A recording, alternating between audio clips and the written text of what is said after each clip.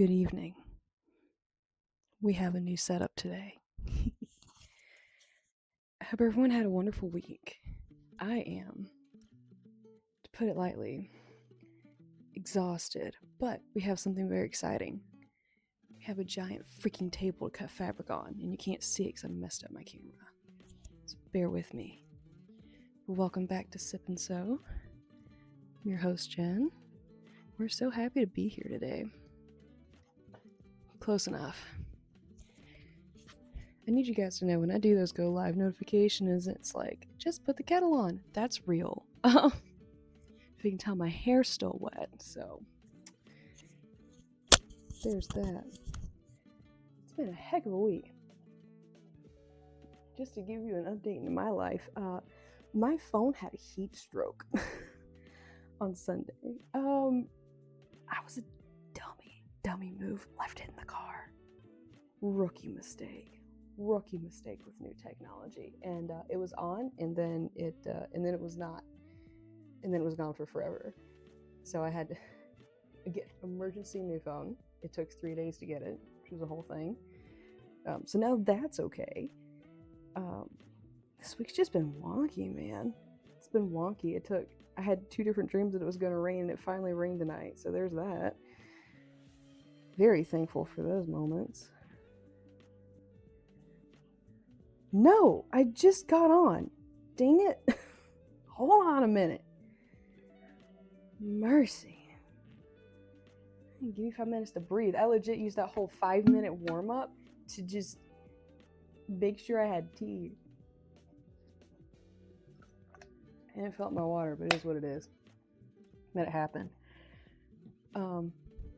Oh yeah, I DNF'd the book I was reading. Not because I didn't love it, but I had to turn it back into the library, and my feelings are hurt.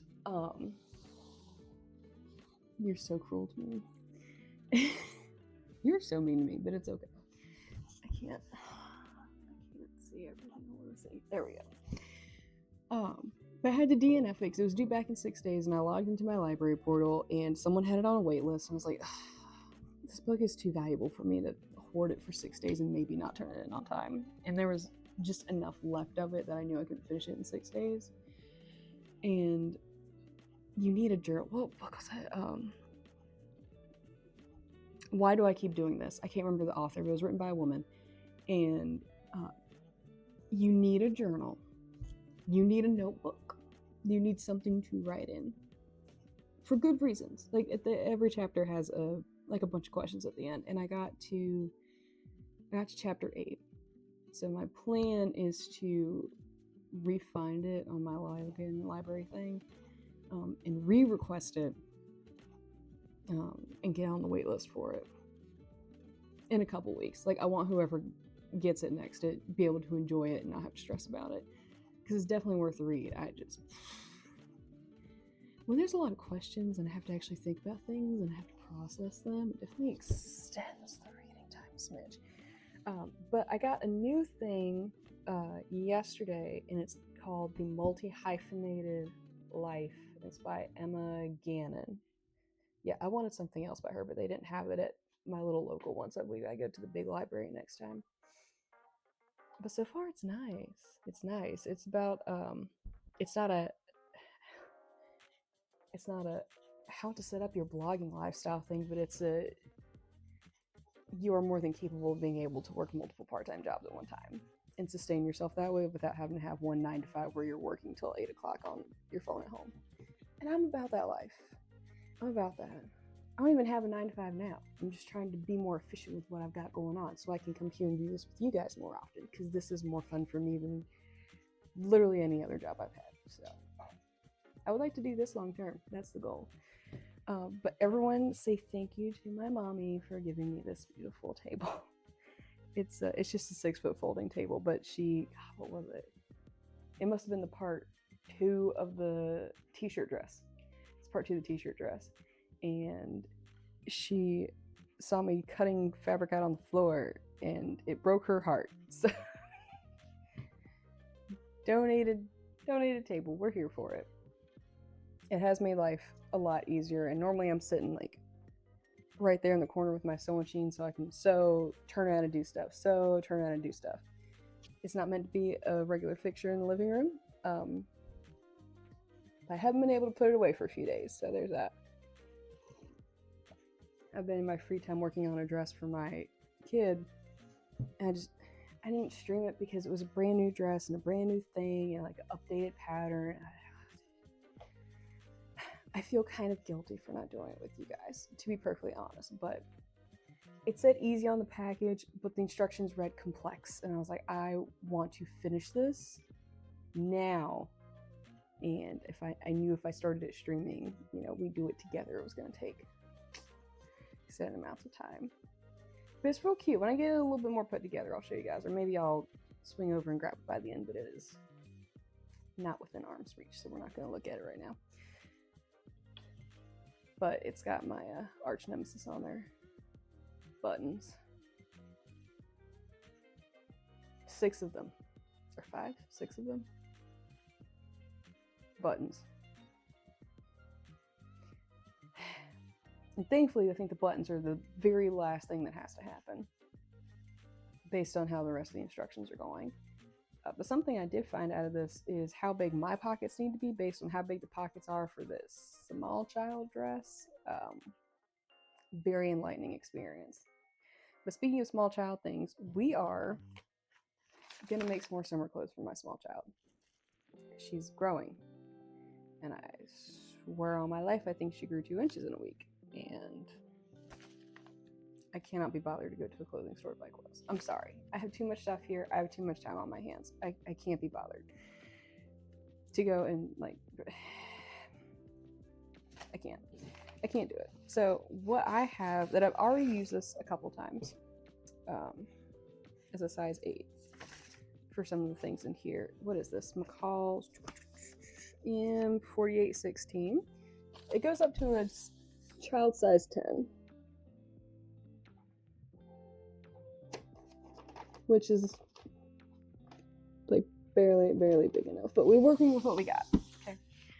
And I took all her measurements, and I don't know, maybe I'm not, it's probably user error. It's probably me doing something very silly. But all of my measurements for the small child are like, she should be well within a size 10. And for the most part, yes, I literally just made her a tank top in a size 10 off this pattern the other day. The problem, she's got a long torso, and my measurements say it's not that bad, but after I've got like a loose hair stuck, so annoying. After it got put together, it's like I don't know, maybe it is I don't think I sewed it wrong. I think it's the correct size for what it's supposed to be. I think either A, she has a long torso, or B, my child just likes longer fitting shirts, which is fine. But that means today we're going to get to experience together lengthening a pattern. Yay! I've never had a lengthening pattern before for myself. So this will be a brand new experience. And I think for the sake of, I already know how the tank top pattern looks when it's done. I'll do what I want. Thank you. I'll judge myself as much as I want. No, you're right. I think it's fine. It's not world ending. But the tank top pattern, I've used it a couple times. I've done it in the size 8. I've done it in the size 10. I know what it's supposed to look like when it's done. So instead of trying to fuss with the t-shirt pattern that's in this, or I've done the skirts, but I really don't feel like doing a skirt. I just can't. I don't have it in me to gather fabric today or next time. We might be able to pump this out tonight. I don't know, because once it's all cut out, it's not too bad. And I don't know that I have enough elastic anymore to do the shorts and the pants, which, by the way, will be my final craft hurdle in Fabricland. I don't want to check my Snapchat. Oh, okay, well, I'll check it just so you can see my phone case. It's green and shiny. And on a quick side note, I'm gonna be really honest, I love my old phone. I got a Galaxy A21. I don't even think they make those anymore. And it's like a 6-year-old phone.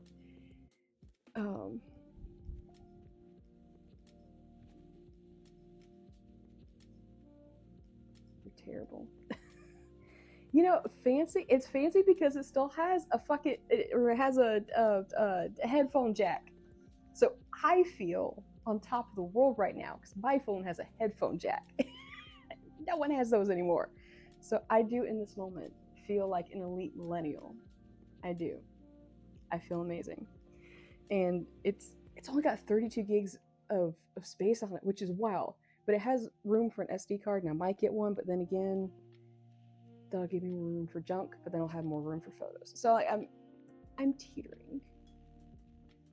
Shh, I'm trying not to. I'm trying to start watching my mouth because I told like a neighborhood friend and I stream and like oh I'm trying to behave. I'm trying to behave. My hands are shaking.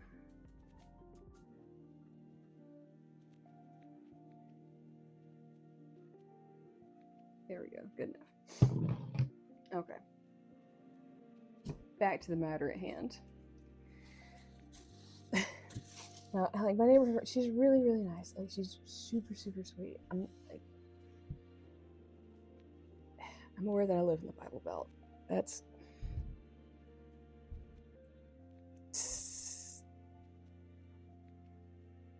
shenanigans. I'm not dignifying that with a response right now. Take my laugh and be happy about it. Before I get any more distracted. Okay, so with every pattern you have, be it, yeah, it was motivational, thank you. Whatever pattern you have, be it for small human or grown human, there will be a section on it that tells you how to lengthen or shorten an area. There are 2 different markings, and it's very important to use the correct one. It also says in the instructions which marking to use. The pieces are cut out. It's easy enough for me to lift it up to the camera and show you. The pocket is the pocket. This pattern for this tank top is exactly 3 pieces. And I love that for me. I love that for y'all. I'm gonna call it I kick butt. I will kick butt and take names until there are no more names to take. And then I'll stop kicking butts. Now, I hope you have a wonderful evening and you get a good night's rest. And that you wake up with sunshine on your face and the perfect temperature pillow. Let's see which one I'll show you on. And we'll do it on this one. So for both of these pieces, it has markings on it.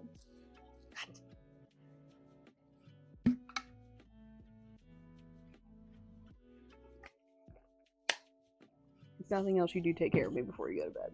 And I appreciate that. So for this, there are 2 very important lines on here. There is a filled in line and a dotted line. So you've got 2 areas in which to mess with it. So the straight solid line is to shorten it. If you need to shorten this, you start folding it there and you fold it in like accordion style to get it however short you need. To lengthen it, we are going to cut along the diagonal line and then creatively use some tape to extend it.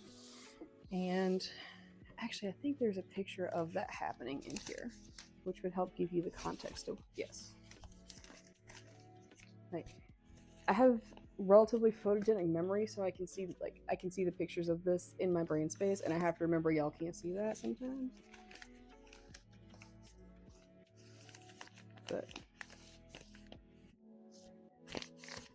I did the explaining, but this is the picture version in the instruction booklet. So folding and stretch. And so when you cut it, we'll end up having this weird little grit block shape, Tetris looking block. And the good news is I have 20 billion things of tape. So I am well prepared for this situation. And thank goodness a pocket is a pocket. You don't have to change anything on it. And the way the lines are placed onto the fabric, it's not going to bother with the placement of the pocket, of the seam lines. It is created for minimum effort, maximum slay. And your next question is probably, Dear Jen, how are you going to figure out how much longer it needs to be? I'm gonna guess. I'm going to lovingly guesstimate because I'm gonna guesstimate my mind. I'm actually gonna like use your measuring tape to get an actual number, but I'm thinking of a number between 1 and 5.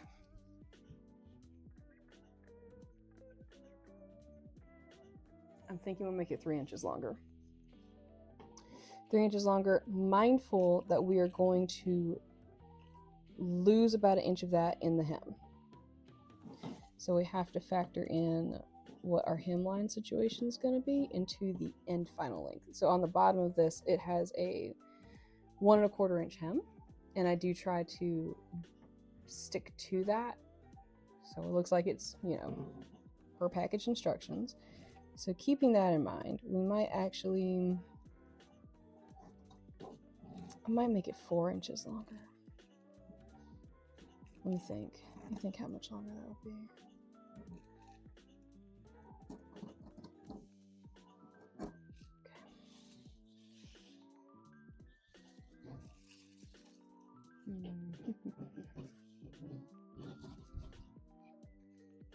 So if we do it 3 inches longer, that'll give us 1 3/4. We're gonna do it 4 inches longer. I just don't foresee 3 inches being enough.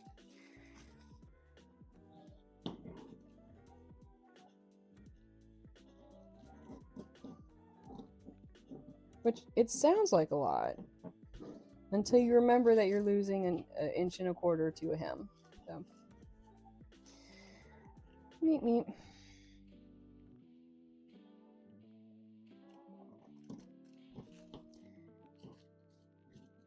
But I've been thinking. I have a lot of time to do that these days. I might take some of my smaller human patterns, because I do have at least one pattern set that's just for babies. Like, it's super cute little baby clothes. I thought about making some of it and putting it off into the ether to sell. I don't know. I'm still thinking on it. I probably need to get a little bit more of like my own wardrobe, my child's wardrobe together first before we go that route. But it is a thought. And I think, how do I want to do this? What measuring tool do I want to use? Bear with me.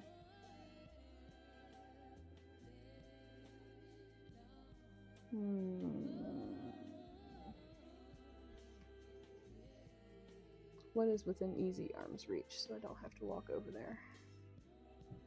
Nothing. So you can just listen to the sound of my melodious voice. Exit stage left. Yeah, some of the work projects I've had to do lately, it's been having to discern whether someone's talking about true left or stage left or whatever, and I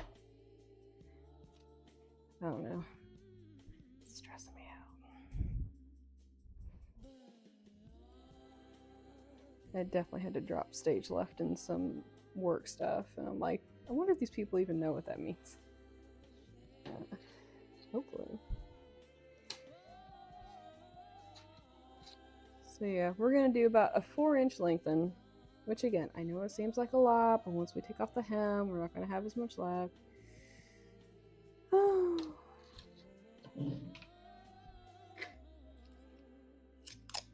In my plan of attack,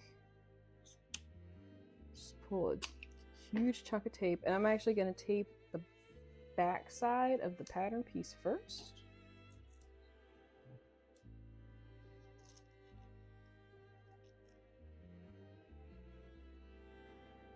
All of the daintiness in the world.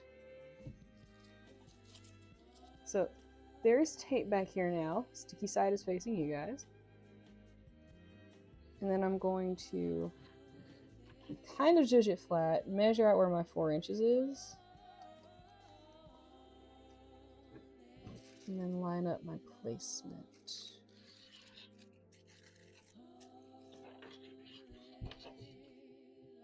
I need y'all to know this is still less anxiety inducing than doing a freaking button. One day that won't be the case. Oh, I officially only have like one last big battle in the land of sewing, which is pants. And honestly, I'm kind of excited to do them. We'll probably, when the time comes, we'll probably do my athletic shorts first. So I feel like there will be a lot of room for muck-ups there. And oopsie poopsies. And, well, tried to do that a little bit slower, but I am now taping down on top of the sticky part of the tape. So now we have like this. And now I'm just going to put a couple more pieces of tape so it doesn't go flying all over the place.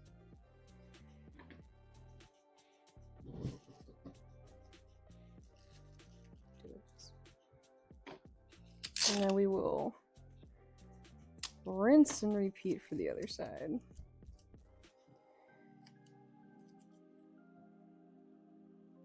I don't appreciate this tape flying out of my hands like this.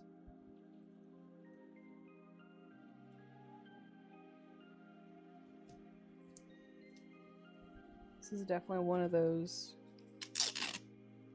things where you need to, where if you're doing it, you need to do it with the confidence of, I don't know. What's a good analogy for that? Like a good confidence analogy.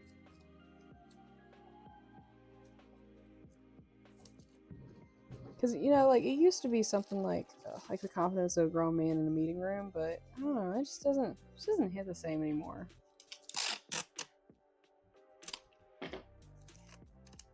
Or just the confidence of someone telling you they're right when you know they're wrong.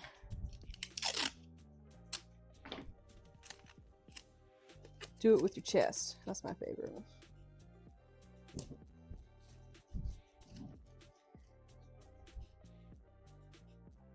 Okay, that is going to be a problem. My final piece of tape, like, warped a little bit, so I'm trying to figure out how to fix it without having to redo anything. That's okay.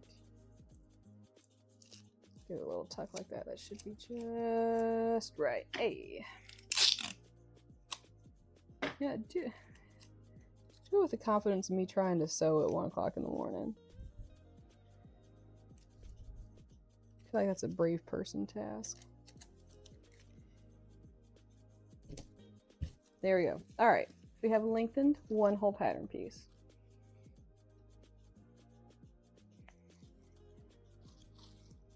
We're going to have faith in the system. What I'm going to do to help make sure that I cut the, well, the good news is one edge of this is going to be cut on a fold, so it doesn't matter. The other edge, I'll probably get one of my straight edge rulers to just line it up to make my life easier. You choose to do this, you do whatever makes you happy, but that's what's going to make me happy today. That's what we're doing. Now we're just going to rinse and repeat for the other half of the pattern piece. Again, masking tape on the back, flip the tuva. Now it's sticky side up.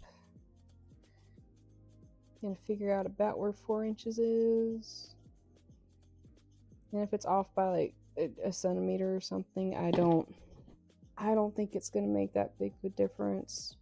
You can tell me wrong. But in the name of making stuff in my own home for my own household,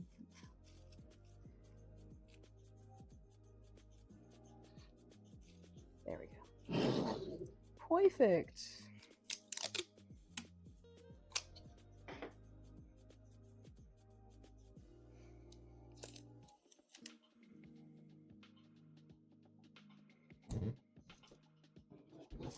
And of course, the second time you do something, it turns out twice as pretty as the first, but Sulu.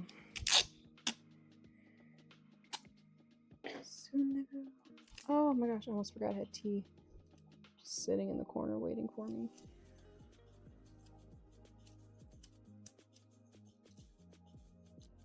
Yeah, I had to take a whole nap before I got on stream tonight. I was up for some god-awful reason at 7:30 this morning.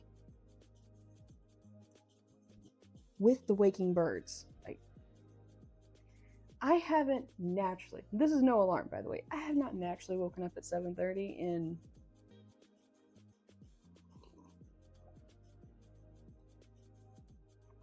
I can't remember a time.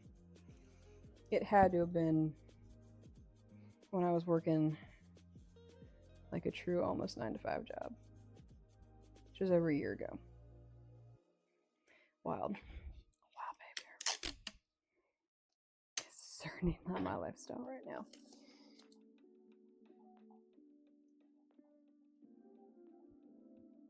I don't know, I've tried being an early bird. Truly put in the effort to try and be an early bird.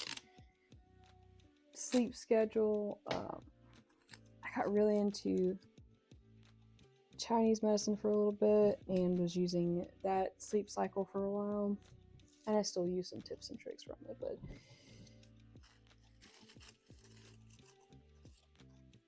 for the purpose of this little mini story, I tried to change my sleep schedule. So I would be asleep by 8-9 o'clock at night. Small one would be asleep at 8-9 o'clock at night, and then I'd get up and be ready to rock at 5 o'clock in the morning. No. No. In the realm of if we were cavemen or this were medieval times, we were all taking watch shifts, aside from the fact that I do have like poor depth perception at night, I'd be a good night guard. Like a half a night shift. Alright. Piece number 3. Lengthened and taped. And for the sake of, I don't know, so you will always have one piece longer than the other. One, like your front is usually going to be shorter than your back because you're making space for your bum. And also, like, your neckline's down here and the back line is way up here. So the back piece is going to be bigger. But all I'm doing really quick is just kind of lining up where the cut lines are and making sure they're even-ish. And they are. It's off by maybe a centimeter. Not enough to care. Close enough for horseshoes and hand grenades. So now we can kind of sort of start cutting this stuff out. So just to kind of show you guys, and I promise you they were the back piece was shorter to begin with. So when we're like this, it looks janky, but when we slide them down, la la, almost perfect, which is the goal. Now for this pattern set, I find it so odd that it calls for 2 different fabrics for these things. So for the tops in this pattern set, it wants like stretchy knits, cotton blends, stretchy things. But for the skirts and the pants, it's like cotton, straight cotton, no stretch. And I'm like, what? Why? I don't know. I have not read enough of my little sewing book I picked up from the library to have a good answer for you today. So hopefully I can find a good answer and put it on Blue Sky later. Maybe we'll figure it out together. But we're doing, oh yeah, top A, because can't be bothered to do something new. Not this time. Maybe next time we'll try the t-shirt. It's not bad. It's actually completely different pattern pieces. None of the pieces for A you use for B. It's a completely different front, back, plus the sleeve situation. Let me see.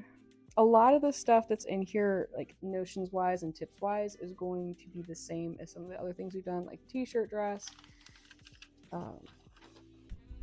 or even the apron. A lot of those things are going to be the same. So what we know to be the right side of the fabric versus the wrong side, how to trim, clip different stitches. I will say something I noticed in the new pattern that I got.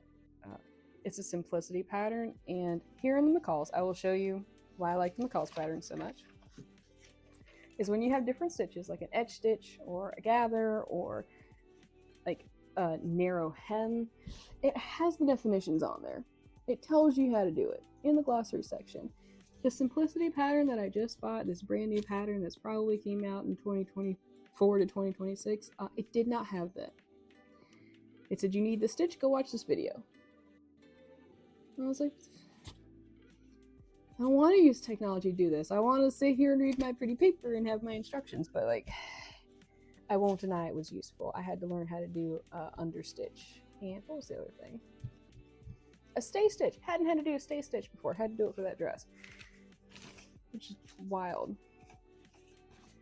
But I think those are the only like things. The rest of this I can pretty much do off the back of my head, but we're going to do it together so I can explain it to you guys.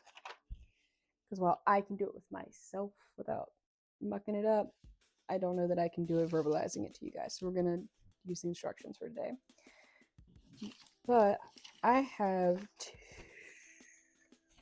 one fabric laid out, thank God. I was being very indecisive before I hit the stream button, so thank you, Jen, from 45 minutes ago, for preemptively making a decision. Just have to tiptoe because there's a key cat laying under the table. The cats have loved the table just being out. I haven't seen them actually get on it to just lounge, which is odd, but they stay underneath it.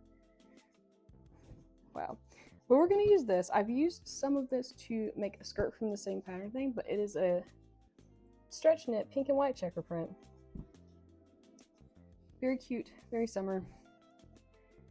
Very in multiple pieces, so I don't know. That's not going to be enough. That actually might get me part of the skirt or something. I don't know. I'm starting to collect enough scraps to where I'm in the future, by maybe October, I will be needing to do a scrap quilt, which will be super fun. So all the little scraps, nitpick things, I will attempt to cut into squares of some size. It'll probably be multiple different sizes, and then we'll have a fun time like piecing it together. And then we'll make a giant blanket out of it, which would be super fun.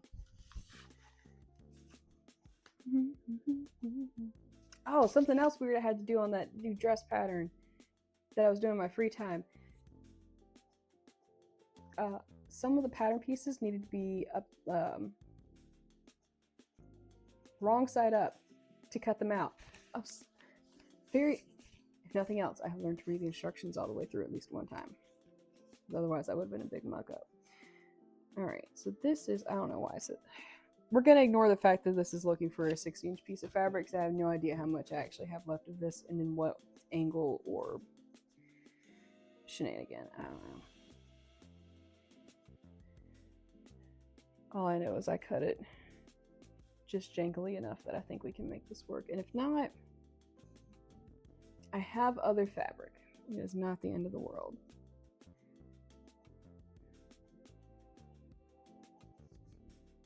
Okay.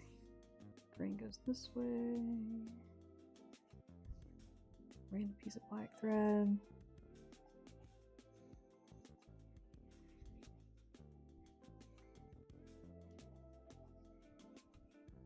Okay.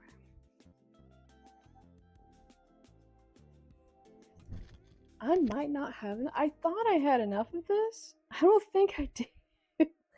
I think I had enough when I thought I was making a tiny human size.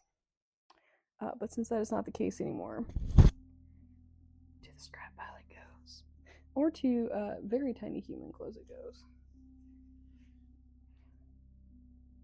I need one of my relatives to start having kids or something. That way I can make little baby clothes for them. That would be pretty nice. Which may be because one of my cousins is getting married. Who knows what their timeline looks like, if they even have a timeline. Now I know this man said he was going to bed.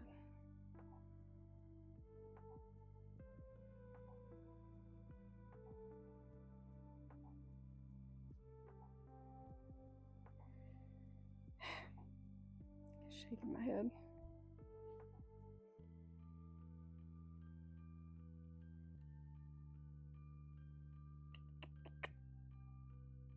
All right. What else are we going to use for this? I've got, what's underneath my thing? I have a stretchy pink and a stretchy blue thing. I think we're going to do it in stretchy pink. Because I literally just made this in the stretchy pink. And like she wore up, she was like, it's really short. So I think we're going to do it again. We're going to do it in the stretchy pink. Now we'll take the smaller stretchy pink and shuffle it off towards my mummy's house, because she does know someone that has small child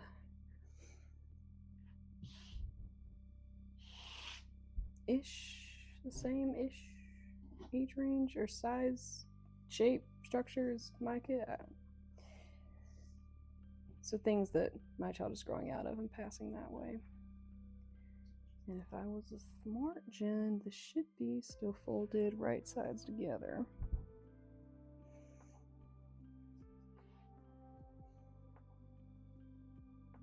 Yes, because it curls backwards. Okay. This does have a nap on it. The only reason I know which side of this is the right way and the wrong way is the nap curls a little bit. And the nap curls backwards, so the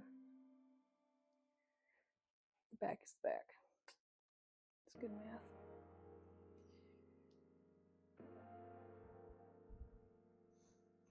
But I do appreciate how they want us to do the cutting for this, because it truly is the most squared off, minimal, janky cut situation you could possibly have. And I'm here for that.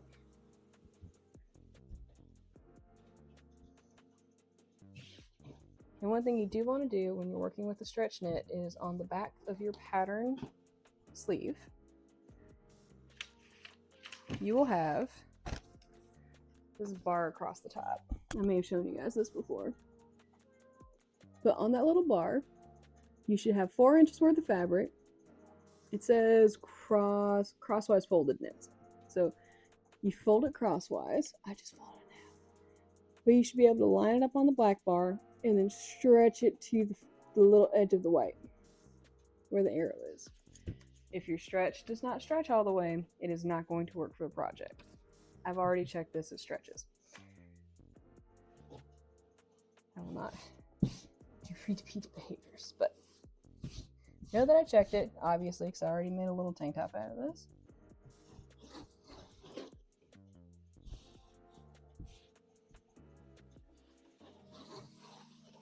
And I do want my cutting board. Excuse me, random bag of things. I need to go to my mommy's house.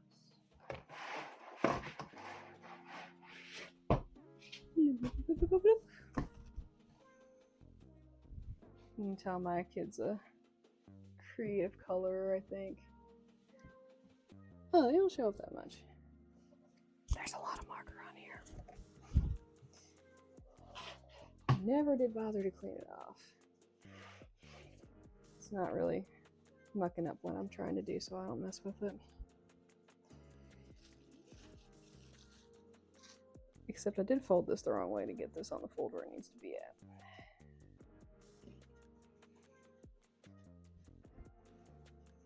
We're gonna cut it from this side, because I think this is the side I was already working with. Yes. True statement. So we're pretty much cutting right underneath where I cut the original.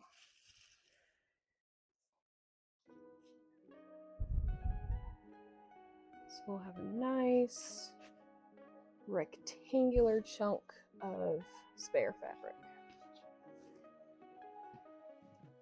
I love when a plan comes together. Especially one that I hadn't quite made up yet.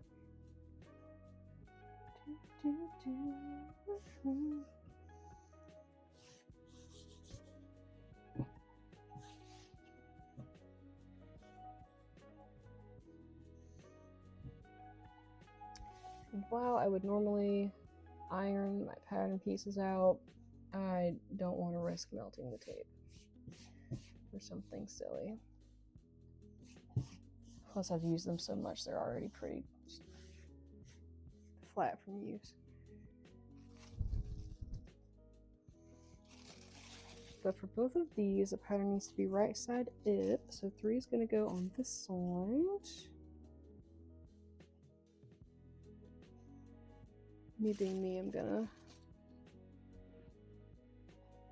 to take this back some. There we go. That's closer to how I had it last time, I think.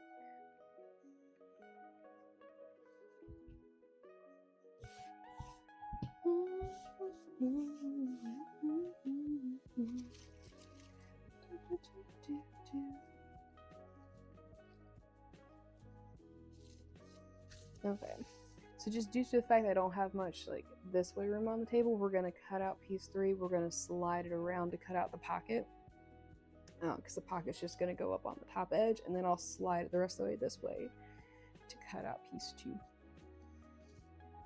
Just to make my life easier. But the fold is on the fold. We love her.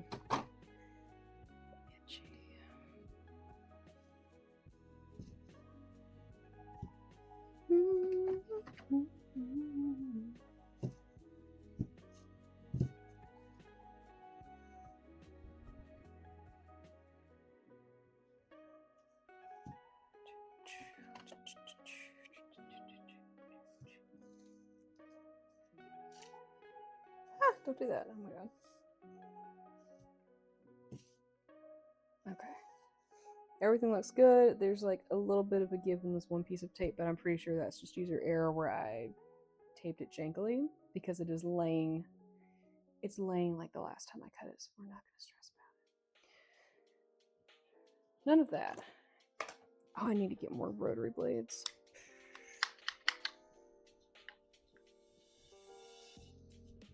Not that this one's on the brink of death by any means, but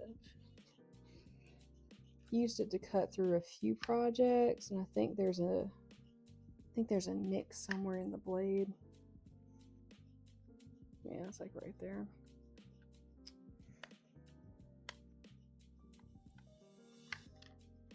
Yeah, we're just gonna use other scissors. I don't really want to mess with that tonight. To the list. Need rotary blades. That's alright. Fabric scissors it is. And I know I said I was going to get a straight edge to line that up. That was when I was planning on using the rotary blade. Because these scissors are so long, the length of the blade will go all the way from the cut sections where I taped it at. So just not even gonna worry about it. Just gonna slide and use our eyes. Excellent.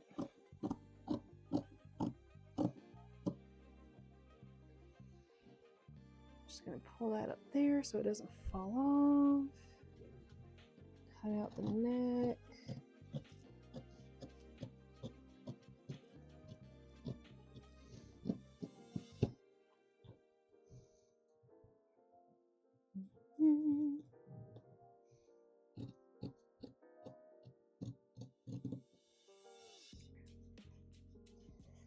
Actually, I don't know if we'll be able to finish this whole thing tonight. We might have to do a part 2 just because I forgot these mics don't last but 3 hours.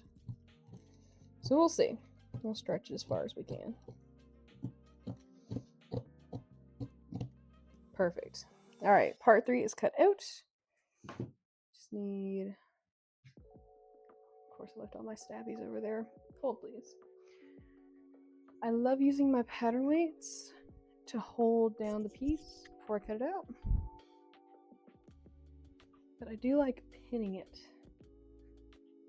so I know it doesn't go flying off into the ether.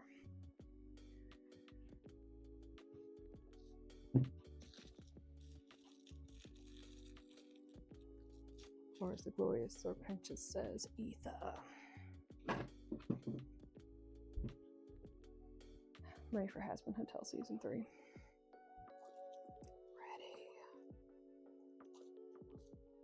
going to pin it in 2 spots. I'm just going to pin it at the top at the bottom, so my piece doesn't go flopping around. But, all right, there we go. Lengthened, cut. Still holding the same structural shape as it did before we cut it. Huzzah. So that's that. I'm going to slide that to the side. I'm going to go ahead and cut the pocket out really fast and trim off this little skinny bit, because I'm not going to use that for anything, because there's I have to be reasonable with what I'm willing to hold on to. Otherwise, I will end up with a living room worth of fabric and nowhere for it to go. Unlike my dearest Mumsy that has a whole sewing room section that Pops built for her, I do not have the luxury of such departments.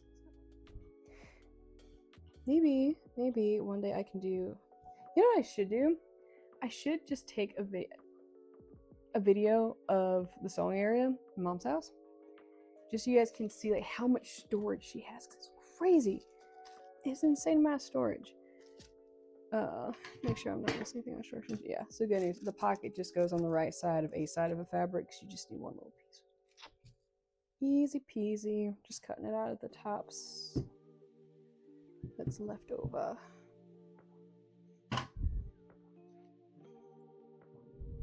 And I'm actually going to do this. Is it just in case I need to make one more of these? Have enough to cut a pocket on the other side.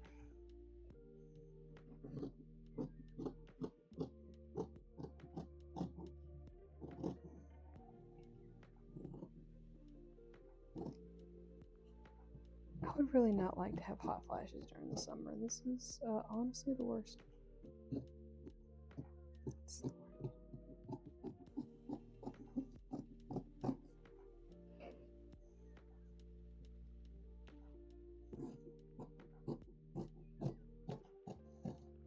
I was so excited when I heard it raining today, and then the thunder kicked in. I was like, oh.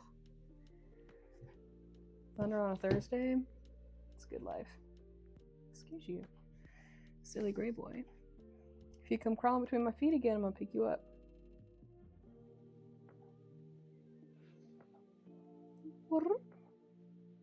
Is that how you feel about it? Are you the neediest, Mr. Man? Would you like to say hello? Come here. Oh. Yeah, I didn't think so. He's just down there being cute. He's trying to sneak some extra cookies in here. And that's not happening. The boys are on a very strict cookie schedule from their mother. I have sworn to not indulge them. Yeah, you pull that fabric down that way. Thank you. Very helpful. 10 out of 10.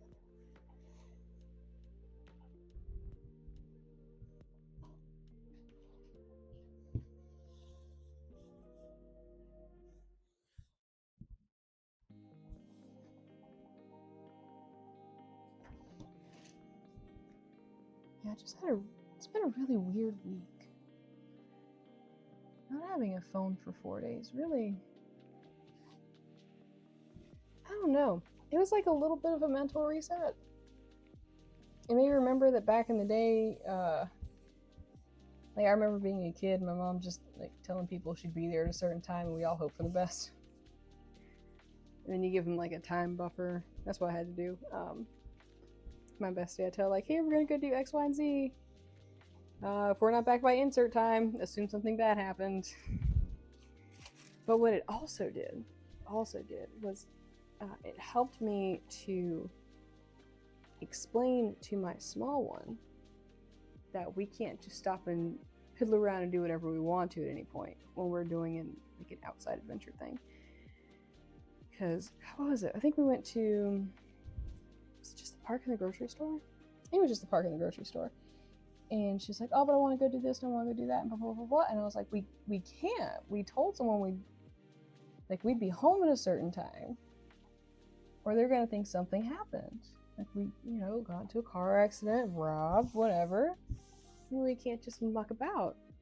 And it really, I don't know, I think it helped give a small child a better understanding of the concept of time and being on a time schedule. And it made me think, like, maybe, I don't know, it just made me think about kids today. And I don't know, like, how much we rely on technology for those things. And yeah, it's nice to just always know where your friends are. Like Life 360, I've had it before when my sister was out, like doing whatever. They would be out running the streets, and so I check, as a good sibling does. Well, as I do, that's my like good sibling thing. But I think to some degree it has removed a level of trust that people may or may not have had in each other pre-mobile phones. I think about it. When everyone had landlines, you had to like trust and believe that the person you're going to call on that landline was going to be home at that specific time for them to be on the phone with you. There was no, call them whenever because they're just going to have their phone in their hand all the time. No. You had to like trust and communicate those things. And I don't know, maybe that's wrong with the world these days, is I guess this is the best thing I've got for right now, but like technology has taken away our inherent need to earn trust out of people, or like to trust. That's not the best phrasing. I need to marinate all my feelings about it for a little bit, but it just got me thinking. It can get dangerous when I start thinking about stuff. Next thing you know, I'll be thinking about a Black and Mild and a Four Loko.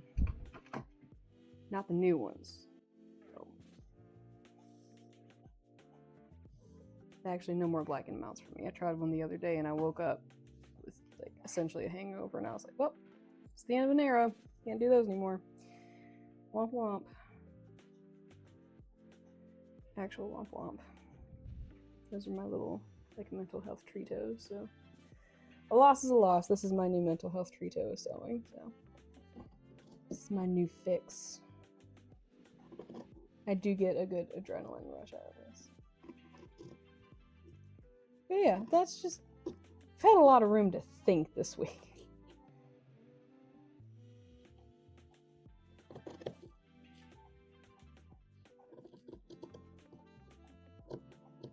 It's like,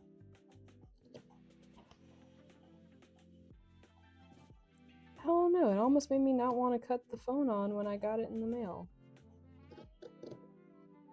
Because the only real communication mode that I had was being able to use Messenger on my laptop.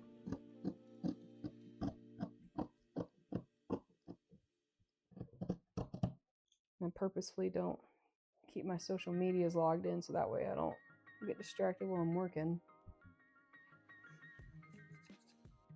Yeah, that's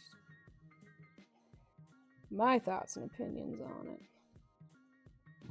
But it has made me consider if, like when I would be willing to allow my human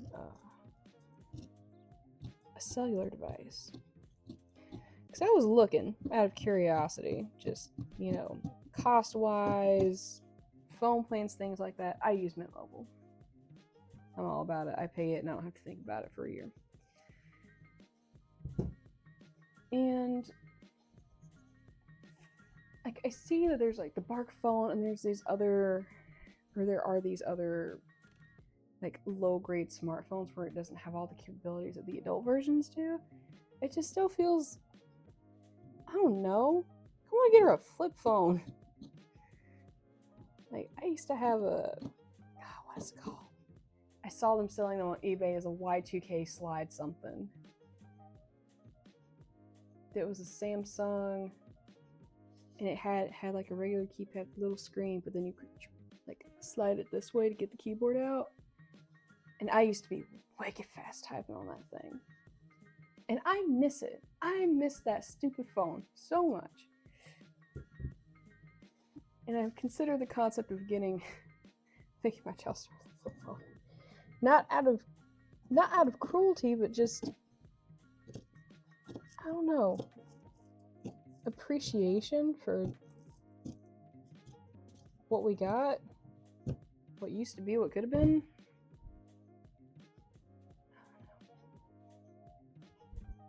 Maybe it's just me getting old.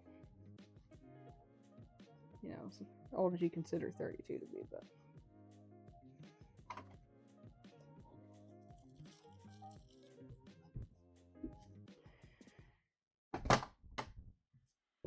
That is all of our pattern pieces.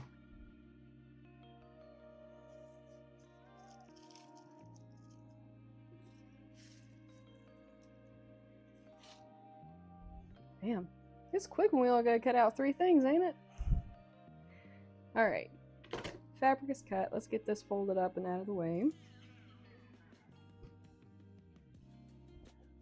Yeah, I love this because now we have this really cool strip right down the middle. That'll be great. Like loose fabric for something. There's a splotch in the middle of it, so I might use this for. Oh, I could use this. Oh no, because I want to use it for that. I don't know. I'll think of something. For right now, it's just getting folded up and stashed. Bloop. Glorious. I love my fabric folding to square. Alright, I think that's actually all we needed to do for this in the immediate moment. Don't need that. Slide those that way. So the instructions for this tank top go pretty quick. It is a whole whopping 2/3 of the page. Not even, it's like a third when you fold over the glossary and stuff.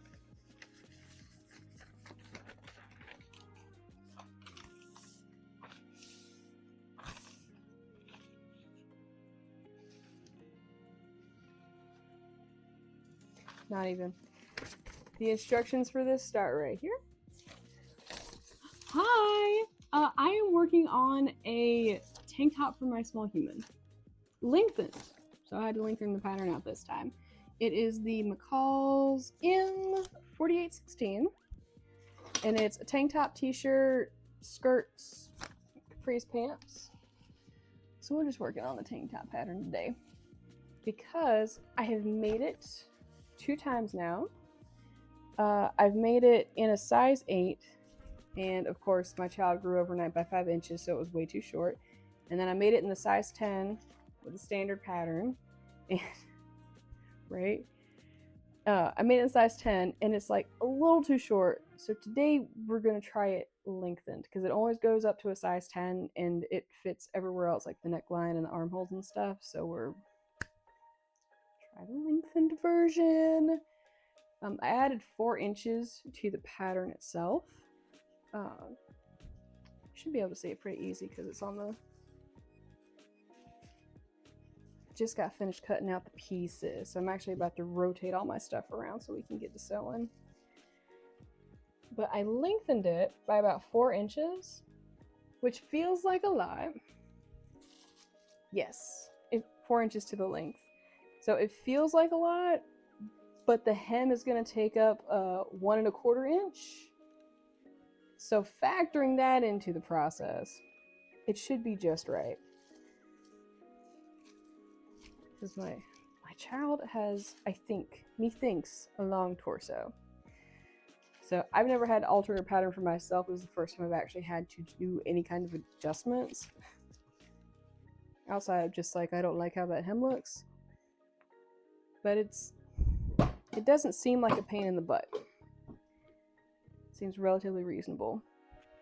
But the instructions are very short.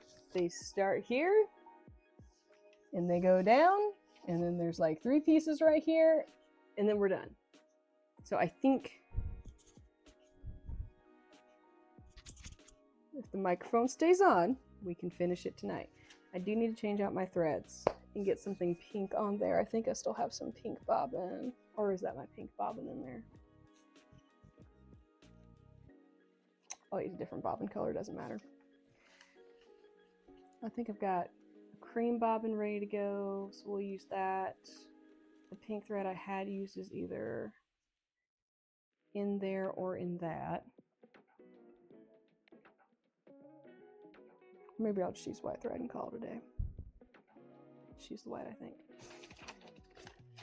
Let's see. So bear with me, because I have to make a couple of adjustments. It's pretty easy. I can put this pattern together without looking at the instructions for the most part. I'm using the instructions so I can better explain it to you guys. I'm still here. I just have to move 20 billion things around. So if things get shaky, fear not. It's just me trying to readjust my life. I wasn't planning on getting this far today. Might have to figure out a different setup for nights where I can get multiple things done. We'll figure it out later. But my teacup needs to go in a teacup holder, although I think you can see the cat now lounging. Bubby! Hi! He's a handsome man. You are. And you know you're handsome, so don't even point your ear at me like that. Silly creature. The orange one is lounging on the other table. What do I need? I need my cellular device. Instructions. Yeah, I'm loving having an old phone. It's slow. It's teaching me patience. It doesn't just automatically give me what I want as soon as I want it. Honestly, I may just try and get old phones for the rest of my time ever needing one. And I have a headphone jack again. Can't beat that. Can't beat that. All right, we're gonna move our pattern pieces over here so I can reach them. So we've got a front, back, and a pocket. Pocket on top because we need that first. Not gonna bother ironing anything because this fabric's a pain in the butt to iron and it always looks janky. Now, for my beautiful darling. Thread situation. Okay. Oh, yay, no. Okay.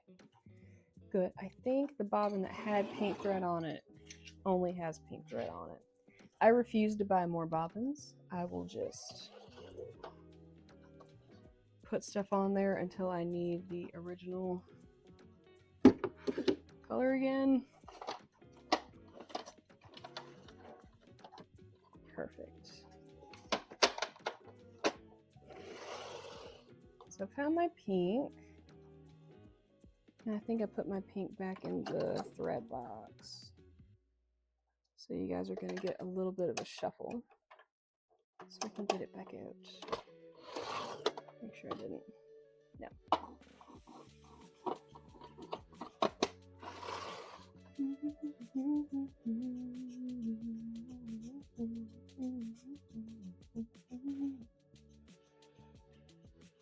Oh, I don't do this. All right, up you go.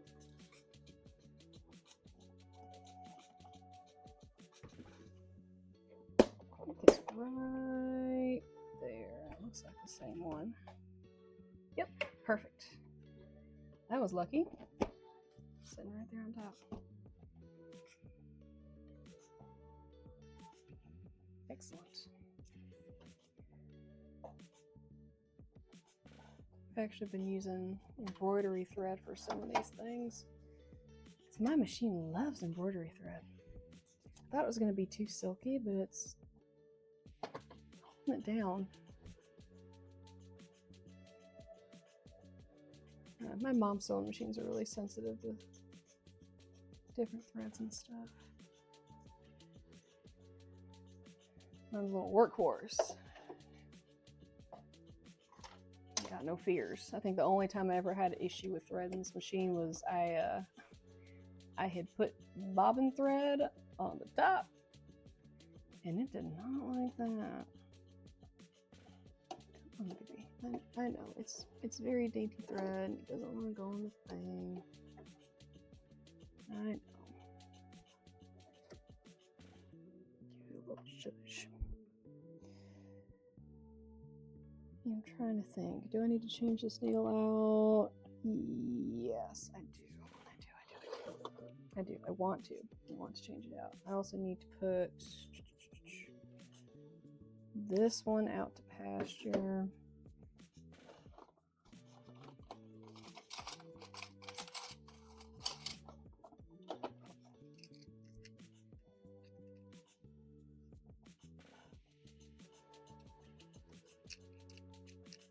Let me fit one more in there. There we go. Oh, okay. Well, that's there. So I must have used this for that. So I think I'll just slide this one back on.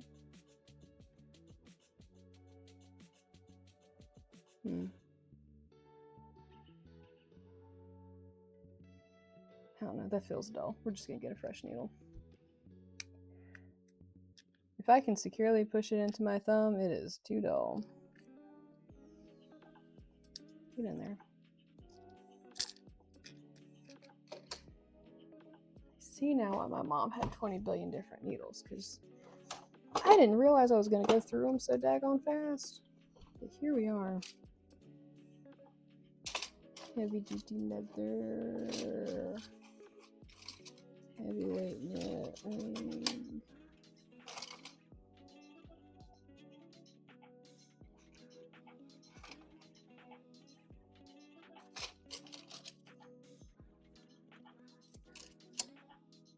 Well, that's already, you know, we'll just use what's on there, and if it janks up, it janks up. We'll change it out. Because it doesn't take long to sew this thing, so I don't want to put on a fresh needle for like an hour's worth of sewing just to have to take it back off. This one should still have about 3 hours worth left on it. I should be able to do this and then maybe finish the thing I was working on. Oh, now that I'm sitting here, I can show you the dress that I've been working on the side. So this I have been doing in my free time because I didn't want to take like 5 weeks to do it. It's cute. It's got puff sleeves, and that's the waistband that's tucked up right now. But I didn't realize it was going to be a fancy dress until I started doing it. I was like, oh, this is a fancy dress. So, but yeah, the skirt on this thing is going to be huge. I hesitate to even unfurl it and show you guys because it's just going to be a pain to show in my little corner. But ain't it so pretty? I let my child pick it out. That was her birthday gift. Was I let her pick out a pattern and fabric, and of course the buttons, to make her a dress. And when I tell you, this ain't cheap. And I almost forgot my chalk. Hold that thought. Been really into the blue chalk lately.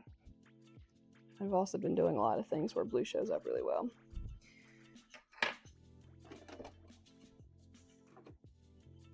So, mind you, this is pinned to the right side of the fabric. So all of our little markings that are on our pattern piece, we're going to transfer to the back. So we've got the fold line, we've got dot here, big dot over here, and that's going to help us line up on the front piece of the tank top. But instruction numero uno is fixing the pocket. Pull this over here so I can walk you guys through it. So the first thing we're going to do is we're going to put the markings on it, and then I will give you the sewing instructions.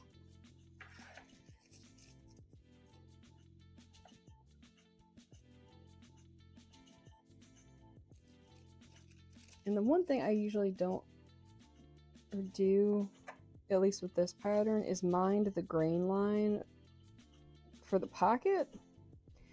Because it just doesn't make sense to me to cut it against the grain. because the pocket's so tight. To me, I don't know. Like maybe if I had something a little bit stretchier, I'd mind the grain a little bit more, but this one just reaches the stretch. And put a little big dot on that side. A little dot on that side. Alright. Fold line, big dot, little dot.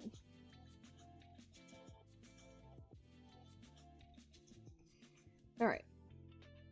So the first thing we have to do is we're going to stitch around the curved edges. We're going to use a basting stitch. So it's going to be really long stitches. They won't be close together. Yeah, this is the pocket. Very exciting. So it's just going to be a little front pocket that goes on towards the bottom. So the first thing we're going to do is we're going to put a stitch in each of the corners. And I'm going to use a basting stitch, so it's going to have really long stitches instead of really close, like, because when we fold over the edge of this, it'll be a lot easier to make the corners look pretty when we have a basting stitch in there and we can tighten it up. And then the other thing we've got to do is finish the top edge of this so it doesn't unravel and so it doesn't feel janky when you're putting your hand inside of it. There are multiple ways to finish things. I now have pinking shears, which give you the little like mountain cutouts. Scissors. Pinking shears.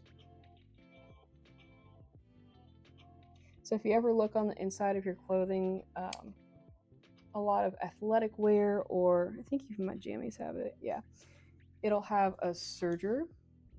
Yeah, no, I love these. They're very thick and chunky, and all they do is they cut like a mountain range on the edge of your fabric, and when you do it with a stitch, it helps keep it from unraveling. So some of the clothes you can get in the store will have that same finish to it. Other options are you can do like, essentially to me it looks like a narrow hem, so you roll it over a little bit and then you roll it over some more and stitch it down. That's actually what I used on my kid's raincoat. You can also, if you have a serger, do a serger stitch, which is what you see in a lot of your clothes that you get from the store, t-shirts and stuff, jammies, athletic wear. It's those really tight like triangles with lines on either side. Or you can do an overcast, which is where you take basic roll machine like mine and you put it on a zigzag pattern and you zigzag over the edge. And all of these things, they all do the same purpose, and they're just going to keep it from unraveling. And it makes it look nice.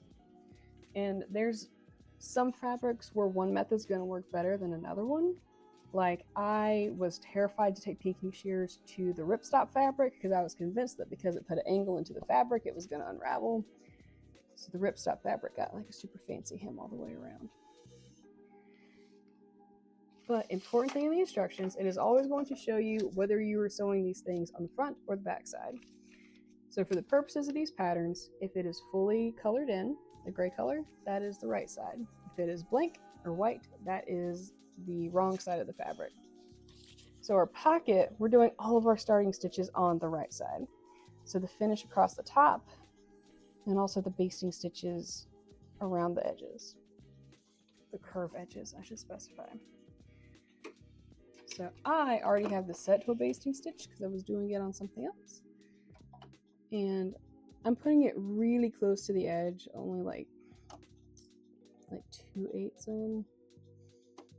And I'm starting a little bit up from the curve, so I'm starting on a flat and then coming around the edge.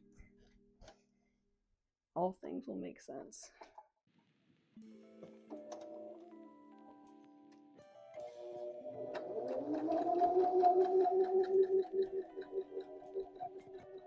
And I went all the way around the curve, a little bit into the flat. I don't know how well this is going to show up. This is pink on pink, but we're going to try.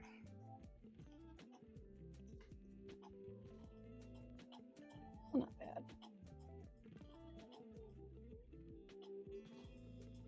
So what that's going to do is when I'm get there, we'll tug on the string and it'll cinch it up at the back. And it just makes it look nice, and it makes it a lot easier to just deal with the hem.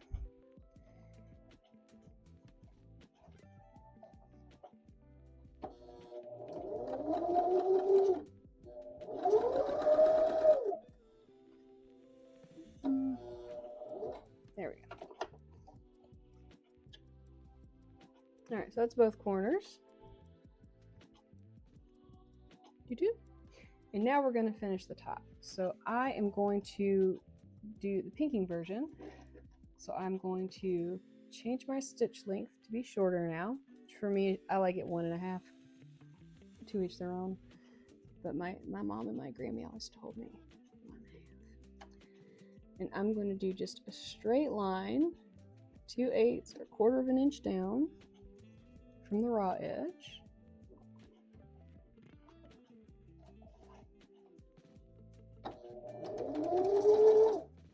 Also important to note, with stretchy fabrics, you should stretch your fabric a little bit when you're stitching it, so that way it doesn't get too tight. Because something to think about, like when it calls for like stretchy fabrics in a pattern, it is accounting for you stretching the fabric as you sew. Otherwise, it's not gonna have any give in it, and when you go to put it on, it's gonna be tight and leaky.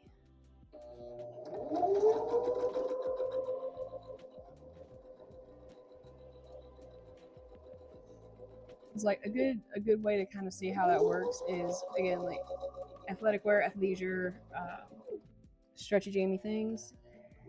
If you stretch it out as far as it can go, you can actually see the stitches a lot better than when they're closed up together. Now that's an extreme case because, again, you're like spandex and stuff, you have a lot of compression and things there. So I have it stitched.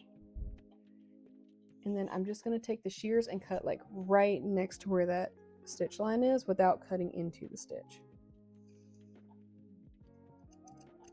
Very carefully. Like with the precision of Elmer Fudd hunting rabbits.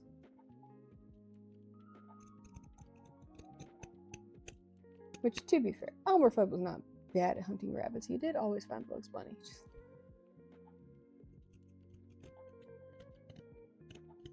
Never can make the final blow. Okay. Alright. So now it is pinked. So what will happen is if for some reason it starts to unravel, it will stop at the stitch line. And it looks cute. So that's that. Next step is we are going to turn the upper edge to the outside. So we're going to fold it towards the right side of the fabric. Yeah, I love a zigzag. I also just think zigzags are fun, and we should have more zigzags and things. But we're going to turn the top edge over on our fold line, that way so lovingly placed on the back. And we are going to just stitch the edge down right here on either side. And then we're going to trim the excess. So at this point, anytime something says to stitch, it is a 5/8 seam allowance, unless it is stated otherwise. Not all patterns say 5/8. I have, I think, matter of fact, yeah, the t-shirt dress I had was 3/8. So it is very important to read it, very important to make note ahead of time. Otherwise, your stuff might not look right, or you will be short some fabric here and there.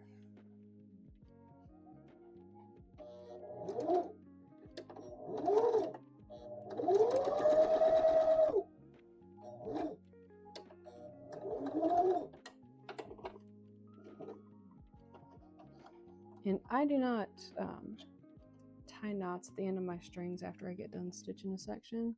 I just backstitch the hell out of it and call it a day.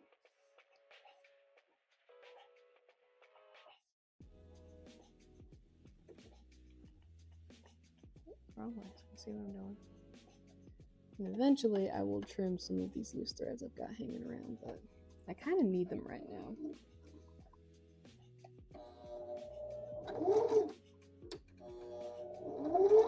forward, backward, and onward.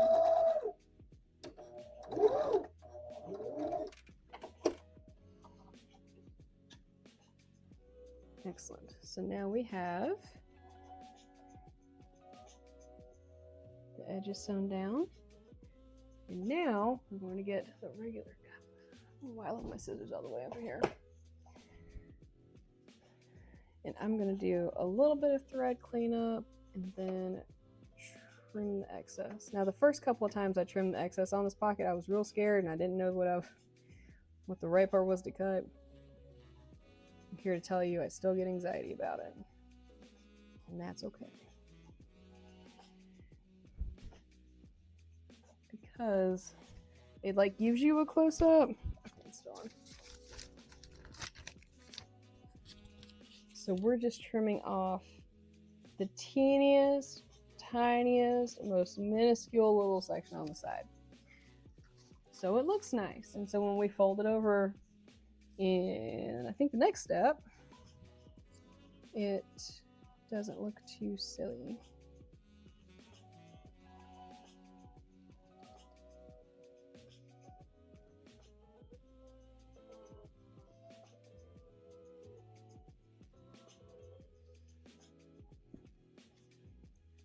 Snip and snip. I know my tummy's not hungry at 2 o'clock in the morning. I know not.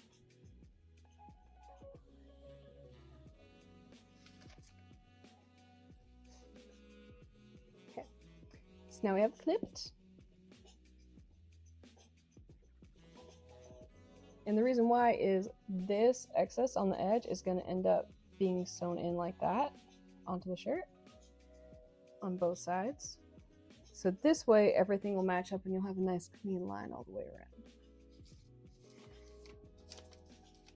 All right, so the next step is we're going to fold this back over. I will do it up here so you can see. So we're loop. Ta-da! So now this will be on the inside and this is the outside of the pocket.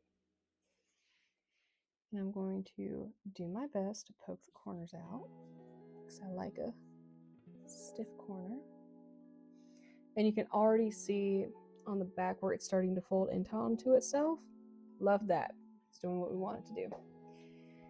Now we're going to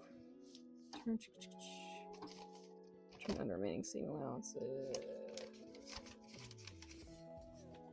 Press it. Okay, fine. I guess I'll press it.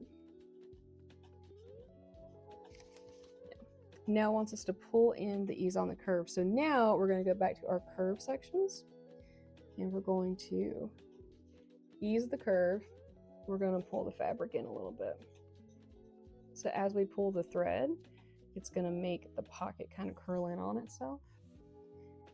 And that will make it fold nicely and neatly over.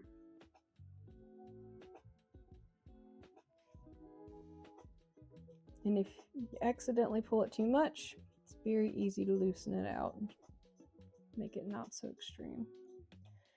And we are going to press it because it does make a difference and it's a little bit easier to deal with. I'm only grumbling because I've been pressing fabric all day and I forgot I had to press that. This is the one who said, so surely I could do this with my eyes closed. And I still stand by that. So now, for the most part, it's holding itself together nicely. Now, we are going to press it with the iron because it will be a pain in the butt if we don't. And if we tried to stitch it as it is right now onto the front, it's going to get like waves in it. It's not going to lay pretty. None of that. I'm going to slide that. We're going to grab this. We say our hello to our very cute little iron. Yes, and now it's very pocket shaped. It doesn't take much. I love doing this exact pocket for an outside pocket. Like any future self pattern things that I do, if I need a breast pocket, that is the way. There is no need to do anything else. That is clearly the only right option. Okay, so that's got to warm up for a second. While we're waiting on that to warm up, I will give you the next couple little things we'll be doing. So after we press this, we're going to top stitch the edge. And all that's going to do is we're going to top stitch it from the front so it holds down this part. And it'll just be a straight stitch. And then we get to pin it onto the front. So, oh, the iron's in my space. Oh, I'm sleeping.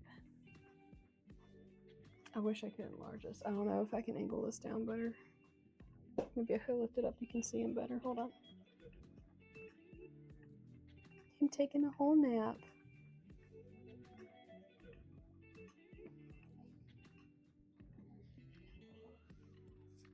That's so funny. I never see him lay up there. I wonder if it's because I pushed the couch so far back.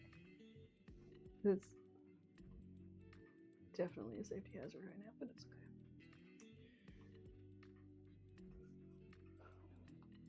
Good enough. Oh, okay, you can't see it. So I'm going to press it from the back side first to make sure everything is where I want it to be, and then I will press it from the front side to make sure it looks pretty.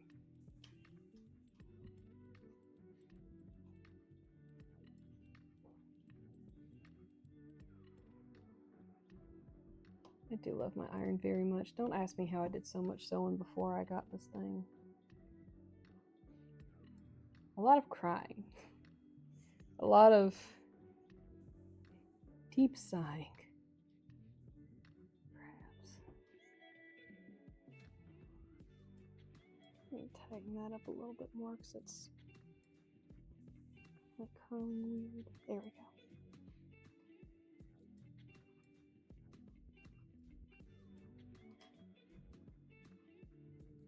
All right. Honestly, this is the best pocket I've done. And I've done 3. This is the 3rd one now. And it is the most pocket-shaped pocket, I think, of the 3. All right, turn that off. All right, are you ready for how pocket-shaped this is? I don't think you're ready. It is a tiny iron. I think it cost me $10 on Amazon, and he has a smiley face on the front. Hold on. It is incredibly small. I mean, it's very tiny, but he has a little happy face, and it's just, there's no steam, there's no water input, it is just hot. It was marketed as a craft iron, to which I said, excellent. But the smiley faces are like, let excess heat escape. I love it so much. But now we have a very pocket-shaped pocket. Like an incredibly pocket-shaped pocket. I'm impressed right now, okay? All right, so now we can do the top stitch. It gives a specific number. It's like 3/4 from the upper edge. So I guess. Oh my God, math. 6/8. There we go.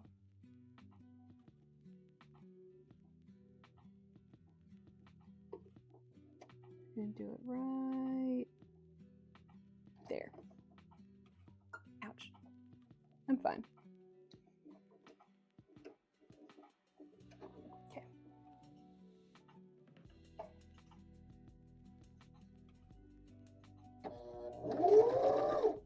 A little forward, little back, and onward.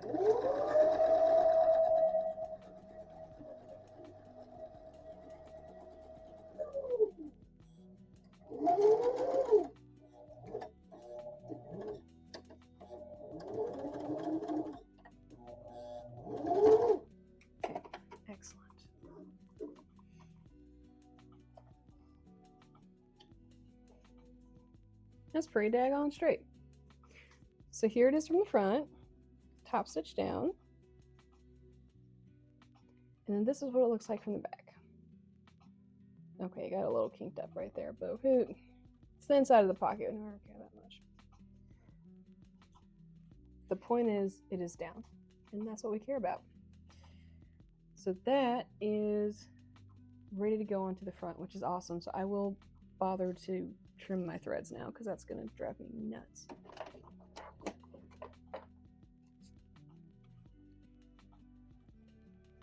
I don't think I need these threads for anything else at this point. And I'm all about, like, as much as I hate having loose threads everywhere, I get so nervous about preemptively trimming them lest I need to pull something, zhuzh something. So I will hold them until the last possible moment. But we're literally about to stitch this to the front of the tank top, so now's as good a time as any. It's only 2:30. Oh my god, we might finish this! Ha! I'm feeling empowered. Okay. So it is very specific. We wanted to pin it to the left side of the front, matching the circles. There you go. Just gonna slide that, scooch this, make sure I grab the right pattern piece. Okay, so I will show you on the pattern where our matching dots are, if I can find them. I'm on the camera. There we go. So we have big dot, little dot.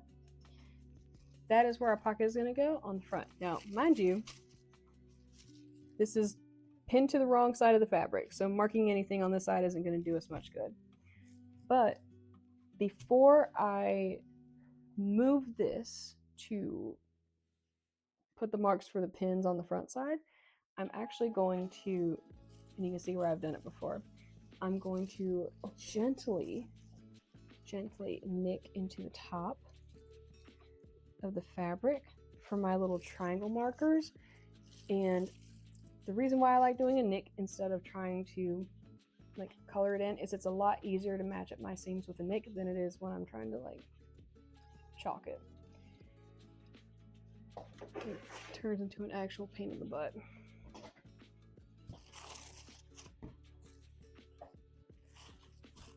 And I'm not cutting out a whole chunk or anything. I am literally just going in maybe 1/8 of an inch, maybe 2, and putting a little mark. And making sure I'm cutting through both sides because I will need to line it up for both sides. And okay. Alright, now I can confidently unpin this, knowing everything else I need to mark is on the front side.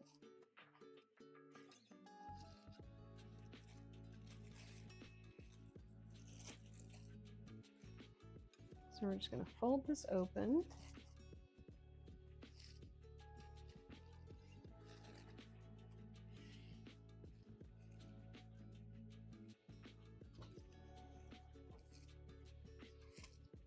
And then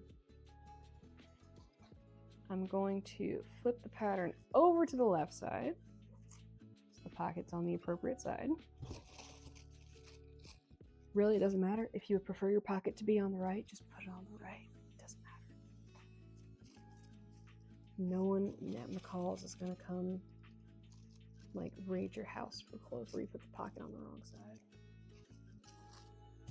Or like if you have a small human that like has to have things on the left or the right, it doesn't matter. You put the dots, you line up the pocket, you call it a day. No need to make it difficult.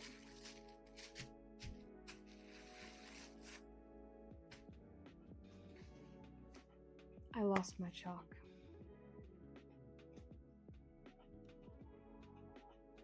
How did that come unplugged? Was it unplugged yet? What? There we go. Ghosts are unplugging my things. Alright, and what I like to do is I'll fold up the pattern piece. So about half the dots are showing. Now I'll make a little bit of a mark and then I'll go back and finish marking it up.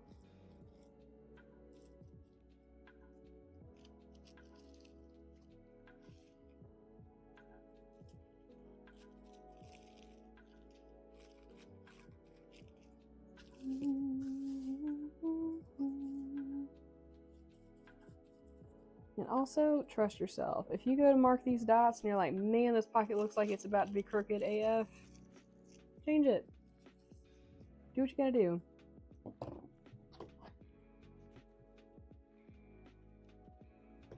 That is not straight. Taking that out.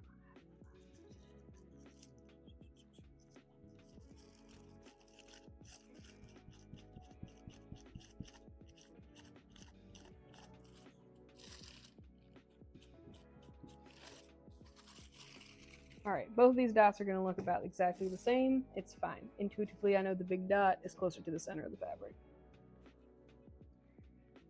So now we have our dotted dots, which you cannot see because for whatever reason the blue light from the laptop, so we can figure it out.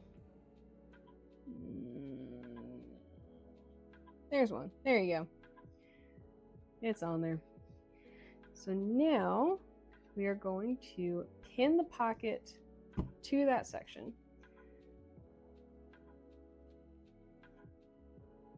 And the one thing you will realize at this point is you can't really see your blue dots anymore, except for mine ended up right on the corner. Yeah, it's just barely, which is, you know, ideal because I don't want there to be a giant blue spot on this when I'm done, but you probably can't even tell. Just the very tip of this is blue in a circular fashion. You probably can't tell, but that's where our dots are. Well, where they are now. So we're just gonna line them up. Make sure the pocket at least resembles the concept of being even. Now we'll give it a cheeky little pin.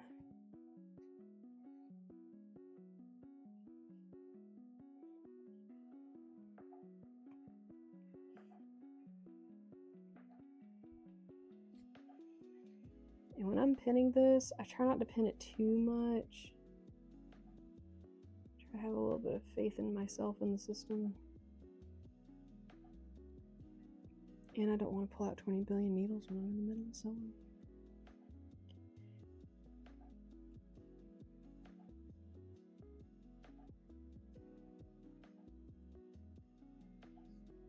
Excellent.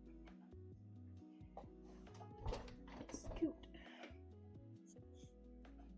All right, so now our pocket is pinned. I only put in 4 just to kind of hold it in place. And all we're going to do to top stitch is just go really close to the edge all the way around without sewing the top down. So we would have to rip seams out that I really don't want to feel like ripping out today. No, thank you. Not a good time for moi. Let me just make sure that, yeah, it just says edge stitch. So we're just gonna go close to the edge. It is what it says on the tin. Ouch, take it. I should make it like an alert that's like the Gen stab counter. I think I said that a couple of streams ago. I'm still marinating on it if you can't tell. Like every time I get poked, we add a tally to the marker. And before I even let the needle go all the way in, I'm just going to make sure that I'm starting my stitch where I actually want it to start at. And then I'll insert it all the way.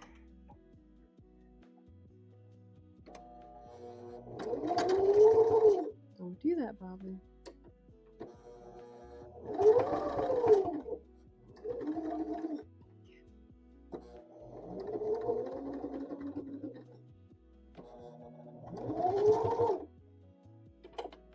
Every now and again, my presser foot gets stuck on these things. There it goes. She just needed a little shove, a little love.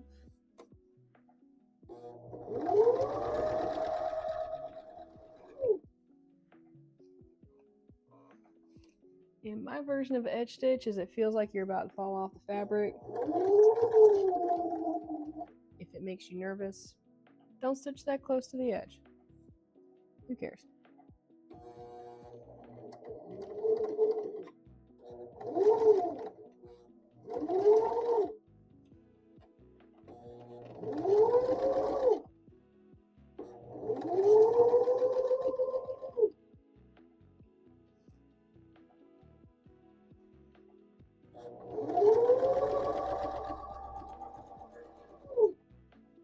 Because at the end of the day,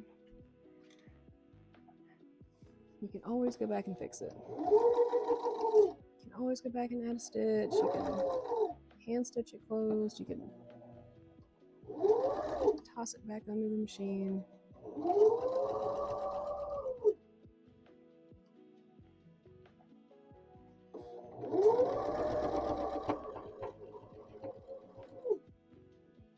And I am taking extra care to go over the edges really good at the top.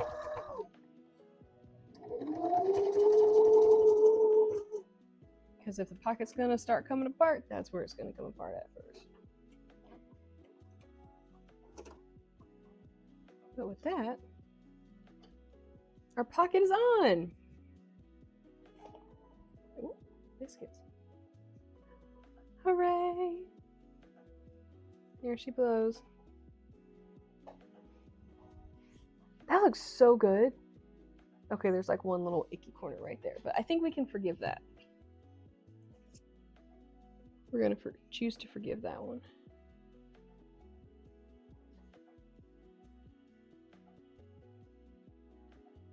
Just clean up my threads here.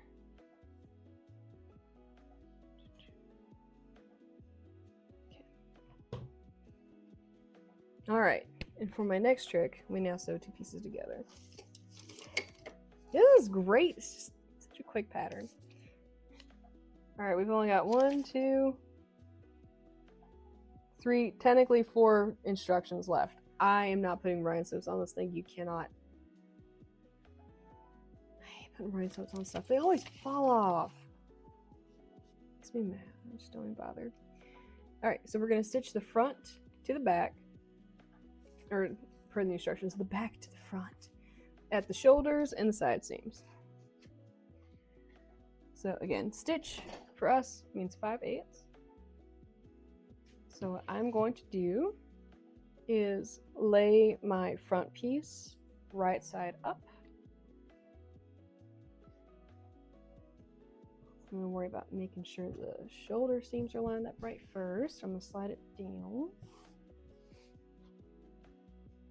Oh, that's curling because I knit that. Okay. Actually, before I do that, I'm gonna cut my notches into the back piece so that way I can line them up. That was almost about to be really, really annoying. Okay, though. We got it. 1, 2, and 3. Perfect. And there is, other than the waistline, there's nothing else we need to mark on this. Sometimes I mark the waistline. I'm not doing it right now. Really unnecessary at this point in the process. For me, for this pattern. There are definitely situations where I do care about that waistline. Just saying that. All right, as we were, front piece, right side up.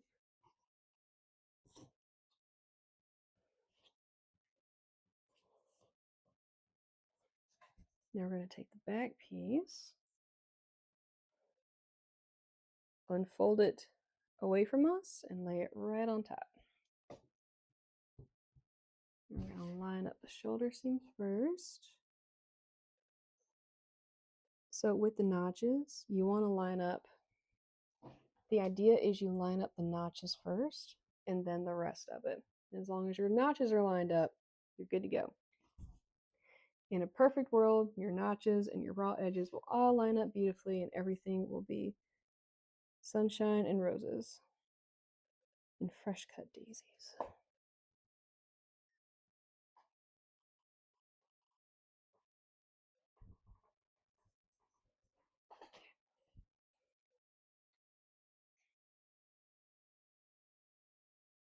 Does it look like I'm running out? Where are my needles? Where are my pins? Why am I missing? They must still be. Oh, that's right, because I got the waistband pinned on that thing, and it took like most of my freaking pins.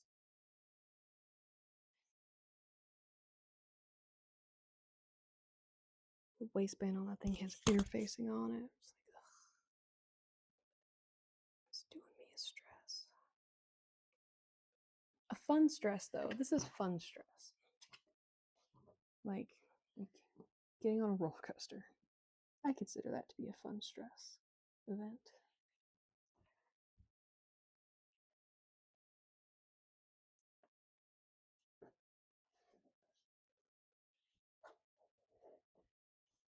I really needed 2 pins to pin that together.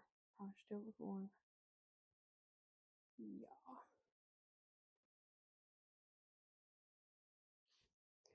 I think I got enough pins to do the side seams too.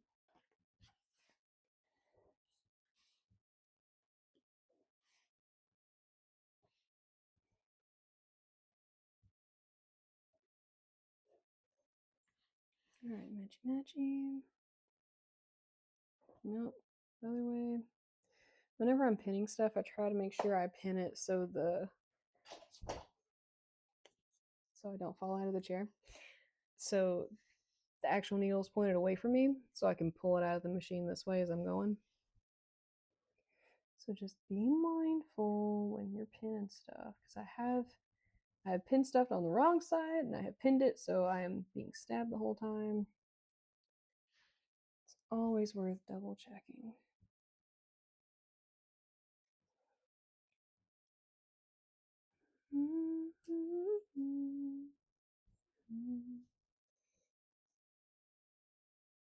Man, the curl on this thing is naughty.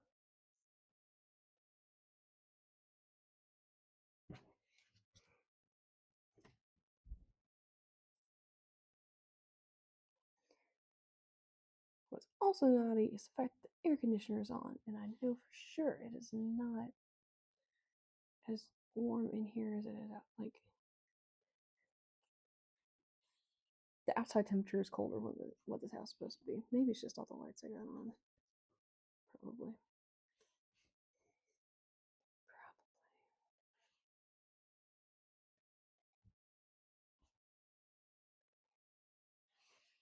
It's alright. It's a direct opposite of how it is during the daytime. I do not cut on a light during daylight hours unless it is cloudy, rainy outside. Don't do it.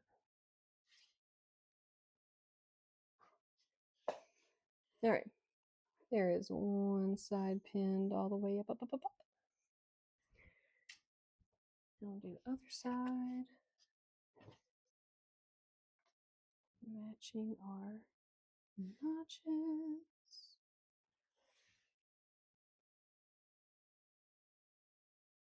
I heard a thunk.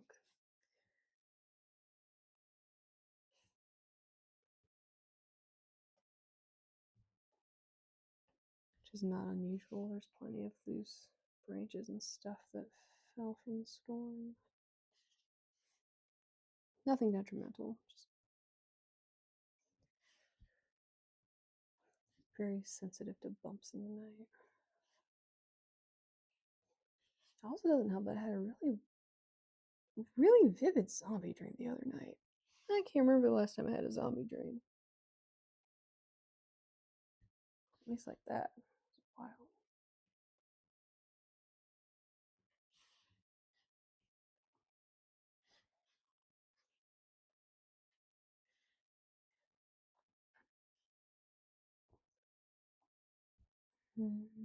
Boop. All right.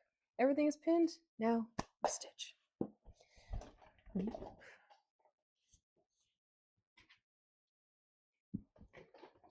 Remember, I have tea and then we stitch.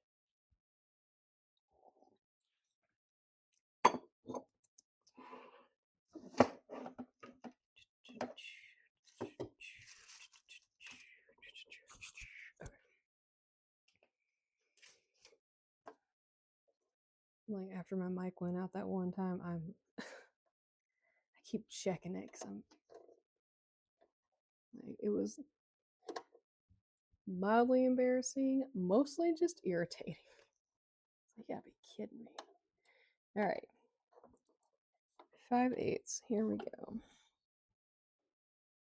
Get that thread uncurled.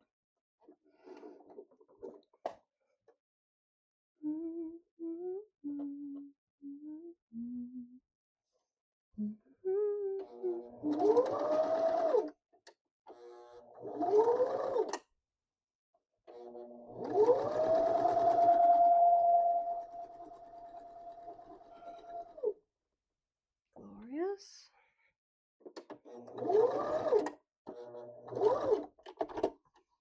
All right, one. And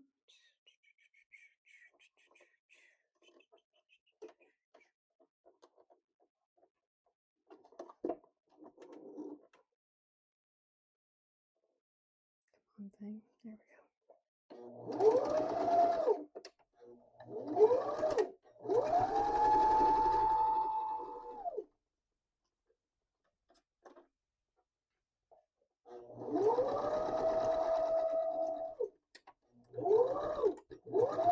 Two.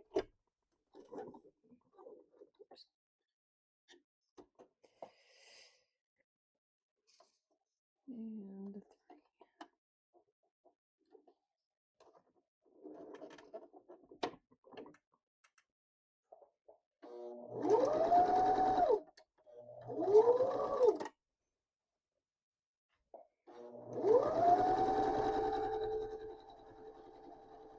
Maybe one day we'll be brave and try some other alterations to this. I don't know what kind of alterations we could do.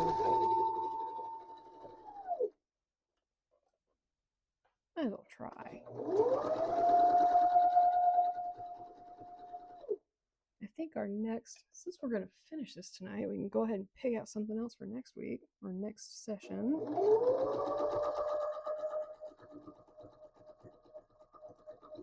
I say next session because I did try streaming on a Sunday morning. It was pretty good. I was surprised at the turnout. I don't know if that was a fluke, it might have been a holiday weekend or what. I might try it again. Depending on my exhaustion levels. Because your girl has been going through it. But I think I might pull out some different fabric out of the hoard. And you can see I still managed to pin this up. Oh no, I didn't. I did it right. I think we're gonna work on a I don't know if fancy top's the right word, but like a nice, cute halter top. Not a basic t-shirt thing, but like an actual top, because I am truly lacking in the actual tops department. I kind of live in athleisure when I'm not in jammies. And then I need to find, actually,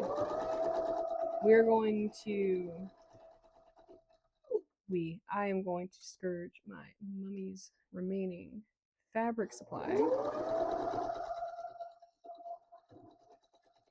for some very basic, like muslin type fabric, so we can do a mock-up of the jogger pants pattern that I have.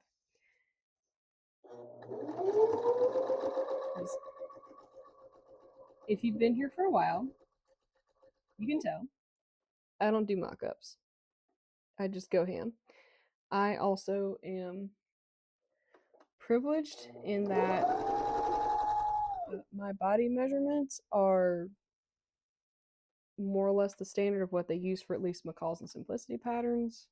From everything I've done so far, I haven't had to make any true adjustments to like waistlines or anything.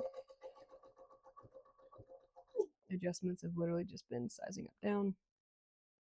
But for pants, we're gonna do a mock-up. I am not freeballing into pants. I'm sorry, I can't. I cannot. No. Because mucking up a shirt is one thing. I can usually fix it. Mucking up pants, No.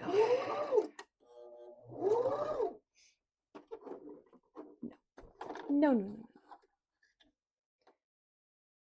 But my mom said she's pretty sure that she has loose leaf fiber. It's just like a plain loose cotton thing.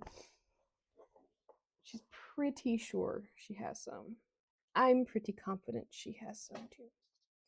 So the next time I go up there, I'll have to take a peek. All right, so it is sewn together. Huzzah! Not a whole lot fancy to show you here, but now we're on to doing the hem situation. So we're going to finish the neck and armhole edges with a 5/8 narrow hem. I want to give you the legitimate definition instead of just bubbling my way through it. So you turn in the hem, you press it, you open it back up, and then you turn in the raw edge a little bit, and then you fold it the rest of the way over. So I will, let me get this thing turned back on.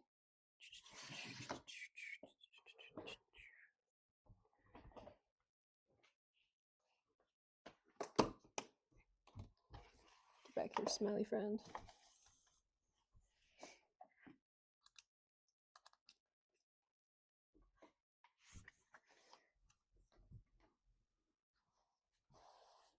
While that is heating up, I'm going to actually measure and pre-pin this down.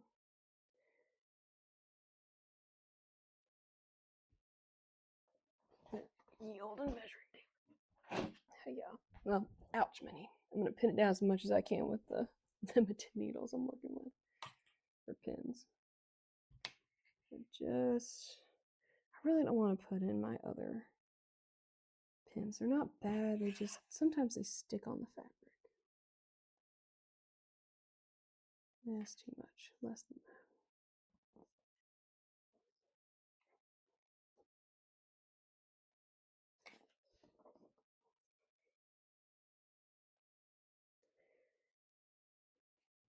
So first thing I'm going to do, it doesn't say I need to pin it, but I'm choosing to pin it because it makes me happy. So we're going to, I'm starting with the neck. I'm going to turn it in the 5/8 and I'm going to pin it around. And I like doing the hems, the seams first, because usually the rest of the fabric will fall in line if the seams are laid properly. I'm just folding it over, measuring with my measuring tape to make sure I didn't overdo it. Stab. Stab, stab, stab, stab, stab. Okay. I'll start working my way the rest of the way around, and I'm going to let the fabric naturally fold over a little bit and just double check it as I go. Because every now and again, usually right in the curve, it either doesn't come forward enough or it's like a crazy overcorrection. And then your hemline looks janky.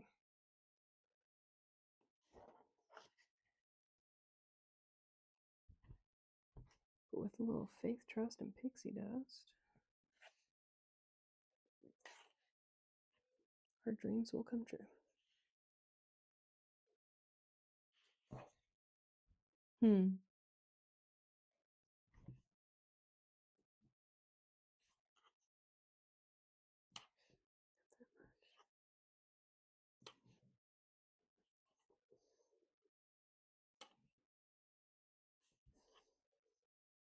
There we go. Goodness gracious.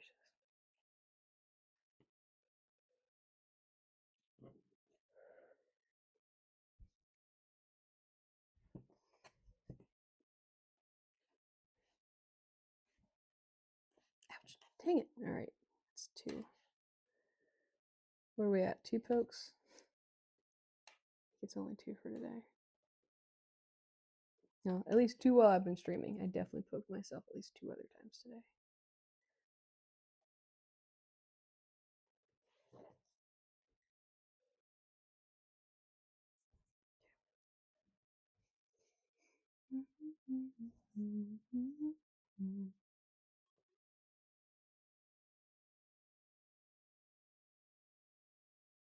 He meowed in his sleep. Oh my god, that was adorable.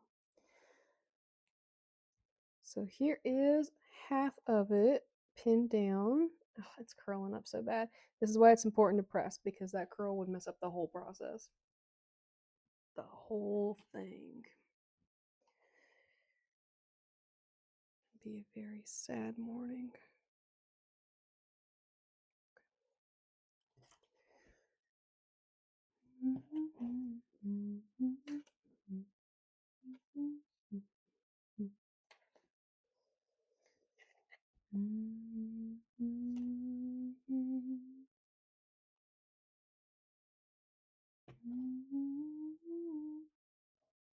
Oh, the other fun thing that happened, Sans phone, is I had to explain to my child the concept of the radio. And how no, mommy can't just play whatever K-pop song you want right now. You have to just deal with whatever comes on. We listen to a lot of the classical station, which is fine. I love it. I find it very therapeutic when driving. There's heard a lot of Bach, something by Vivaldi, not Four Seasons. Something else. There's a really good sonata.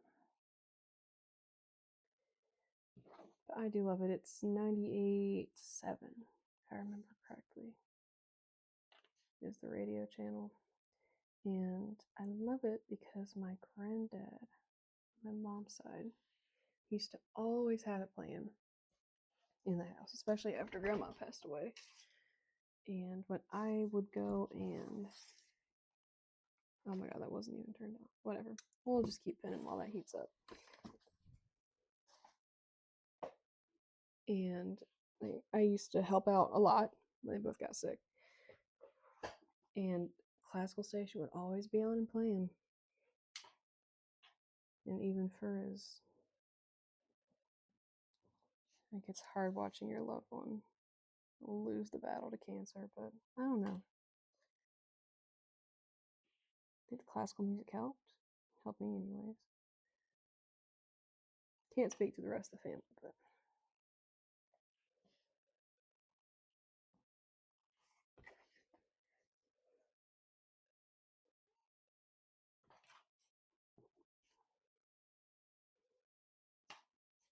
I don't know. It's just always kind of giving me the, yeah, you know what, it's gonna be okay vibe.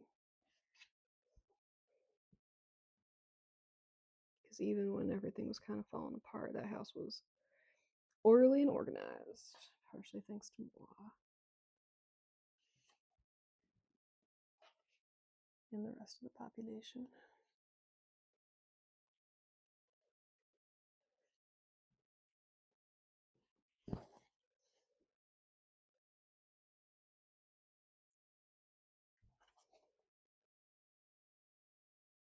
It wasn't a great time, but it was a helpful time.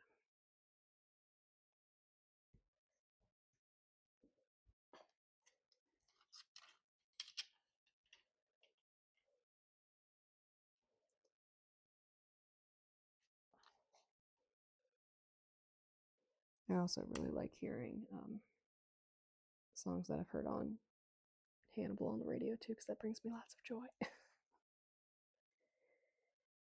Every now and again I catch something that's familiar.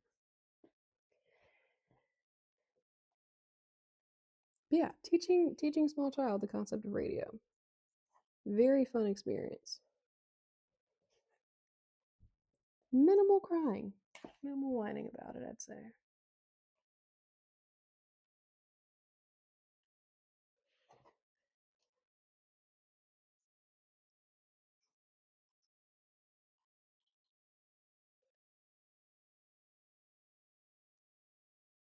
Let me just make sure that's actually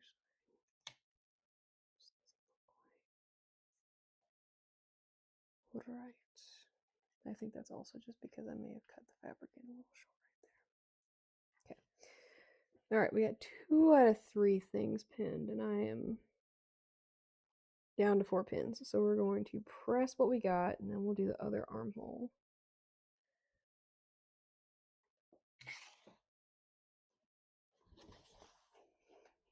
Honestly, I haven't thought about it, but doing the hem on this takes the longest time. Everything else is pretty go, go, go. And fear not, I am ironing straight over the pins because they are specifically for dressmaking and they are heat resistant.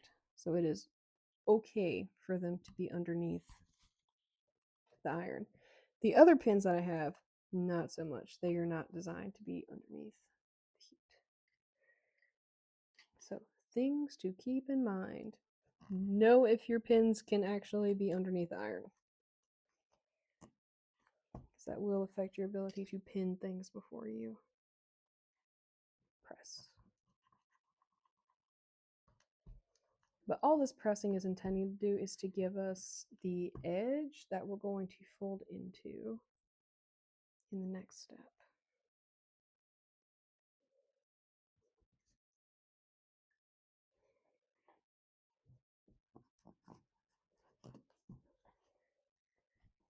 And just without flipping the whole thing inside out, same thing as before though.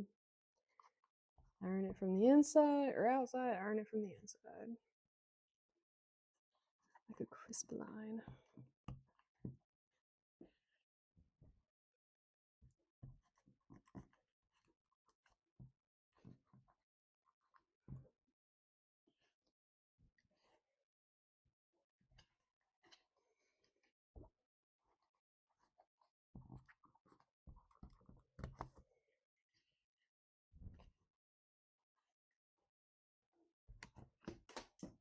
Oh, it's annoying. The only thing about this iron is the cord itself is really short. Now, granted, I've got it plugged into an extension cord, but the extension cord is heavy, so it drags it down.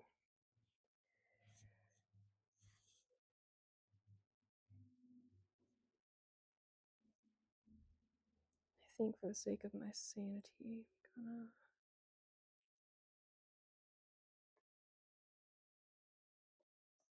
fold it in half and press it.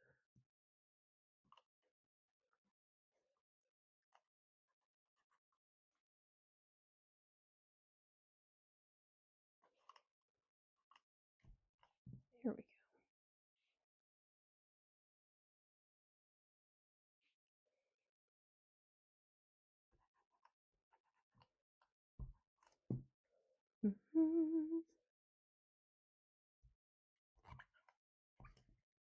Okay.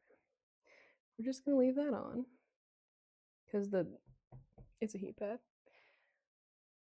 Oh, good night.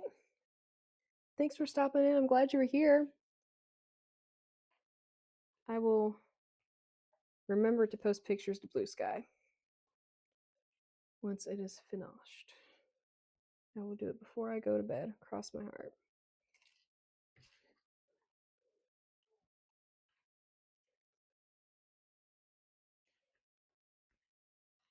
All right, friends and fam. That did not press well. Shush that back down.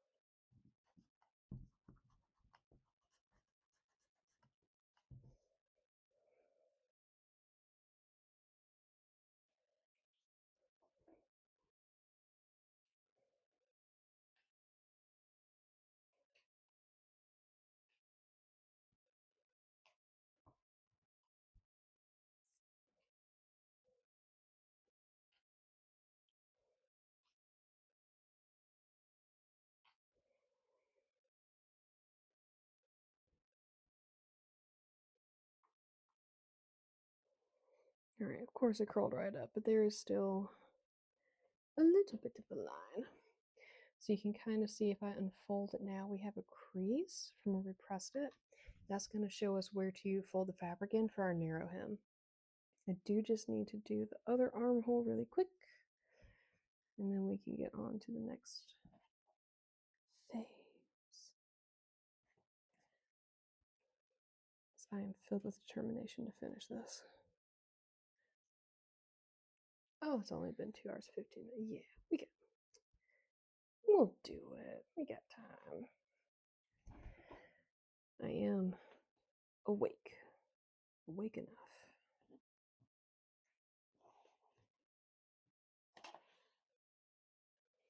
Gosh, I needed this. Honestly, my mental health has been in the trash compactor this week, and this is it's definitely helping. Ouch.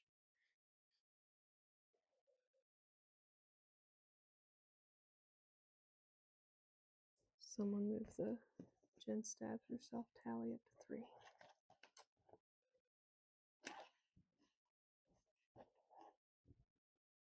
Alright, so for anyone that's just jumping in, I am working on getting my neck and armhole hemlines ready for a narrow hem. So right now I'm folding it over to my 5/8 hemline, pinning it, pressing it, and then we'll unfold everything and press in the raw edge to the crease.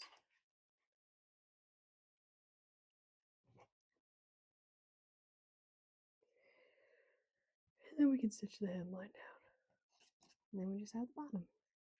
And then we can be done. And then everybody gets to go to bed. Or work, or whatever it is you're doing on a Friday. Ow! Bless it. To be fair, I was asking for it because that needle was sticking straight up.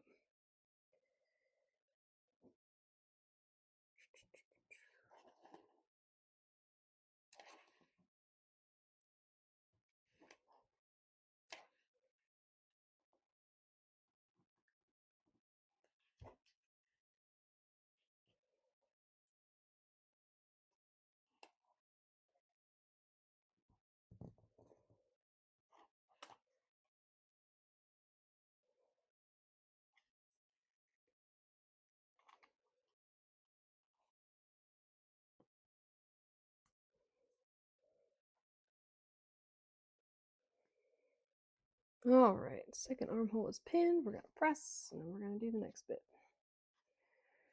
Shoo. Get up here, fabric.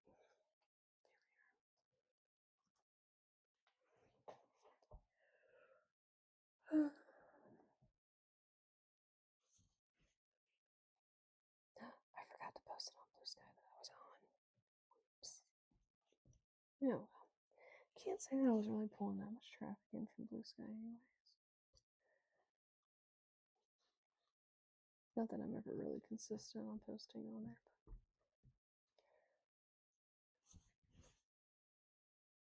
Should be. Yeah, also doesn't help that my phone was out of commission for a few days. Isn't that right, Kitty Cat? So you're joining us back in the waking world again for a moment.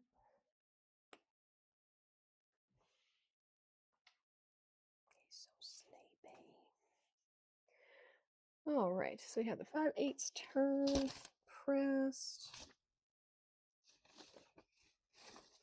Where the hell, Kitty, are my instructions at?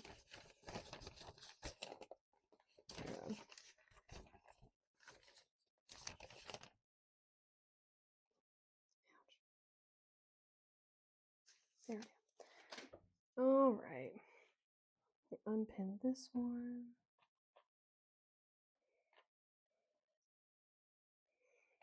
And for speed and my sanity, we're going to turn and press in the same go. And then stitch. Like we're just going to wham bam, thank you, ma'am it. So we're going to start with this armhole. So it's going to unfold. So we have our 5/8 crease. And I'm going to turn the raw edge in so it's lined up with the crease. And then fold it over so we are back at our crease line. So you get this really good looking narrow hem. And the hem goes to the inside. And when we stitch it from the outside, it will look Budamus. And I'm pinning it. Oh, should I just press or should I pin it? I'm going to pin it. I don't care. Yeah. I'm going to choose to pin it this time. Go back to my seams. Make sure those are right.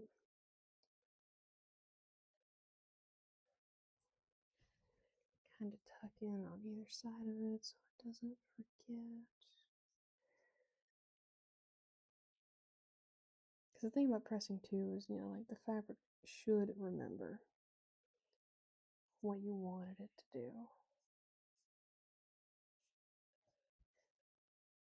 Just theoretically makes the rest of the process a little bit easier.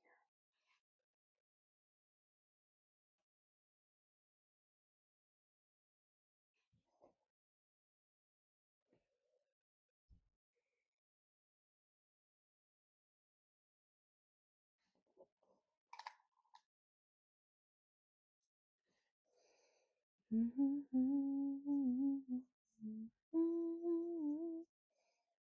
I am stuck in the middle here.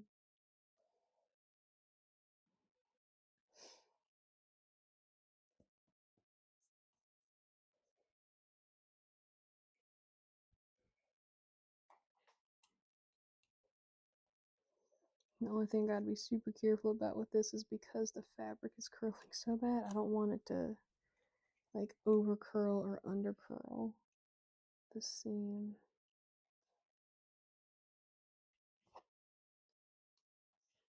So it's just a constant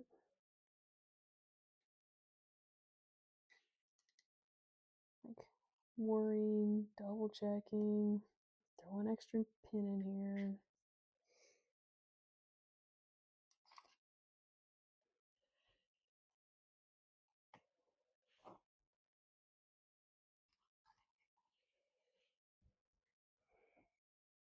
Excellent.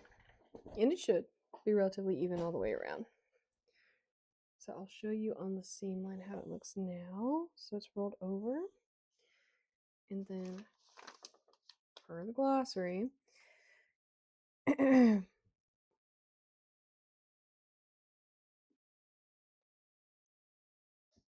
you just stitch.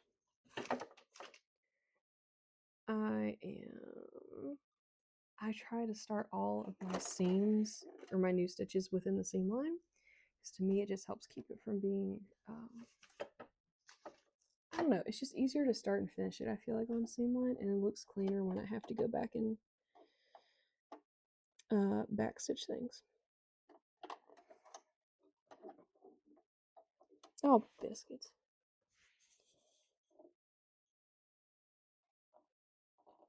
Yeah. Thought I had the thread tight under my finger, but I did not. I do now. Okay.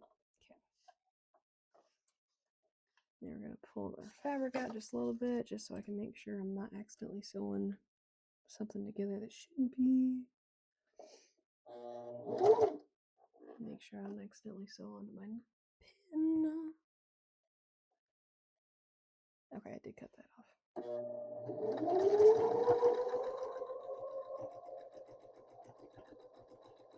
And I'm choosing to stitch it really close to the inside, because I think it looks better that way.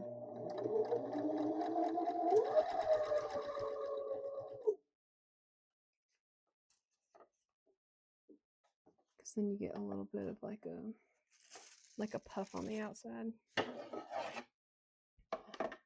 Scissors are trying to run away from me.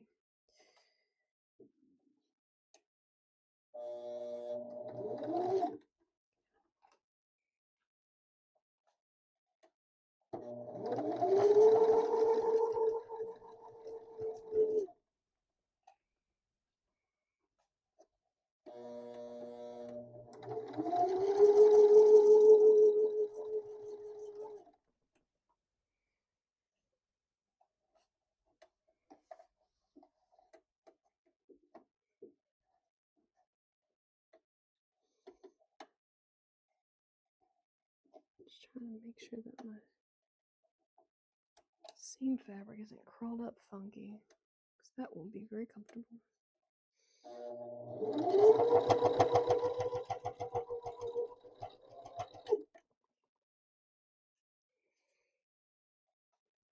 All right, we have almost made it back around.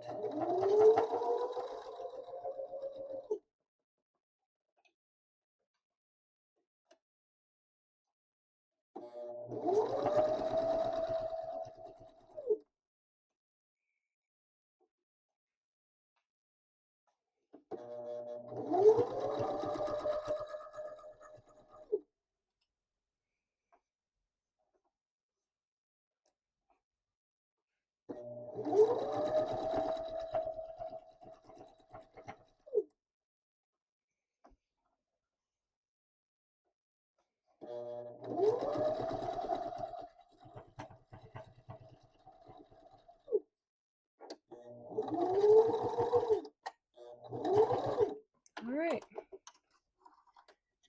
And that is one done. So here's how it looks from the inside. There's the outside. Cute. Now, I think I'm going to do the other armhole and then I'll do the neck last. So we rinse and repeat. Fold to the crease. Fold crease back over.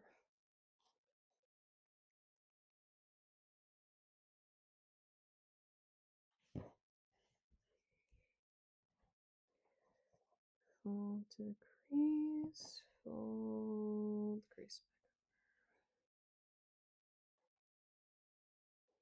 back. And if you find that you did not cut a straight line, as I sometimes do, this is probably one of the most forgiving ways to cover your sins.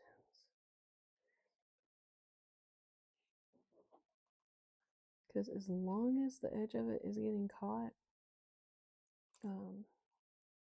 in your stitch, no one's going to know. No one's going to know but you.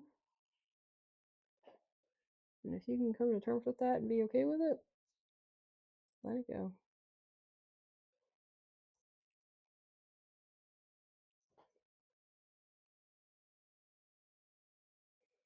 This is honestly a good mental practice of learning what you can and cannot control.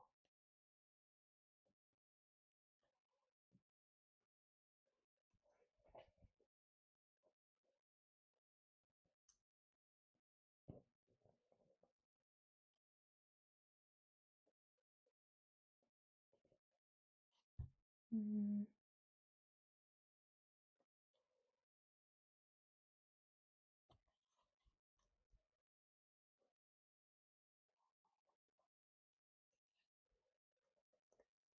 I was about to say, I know I didn't pin all the way around this already. I just met the other edge, or the other seam.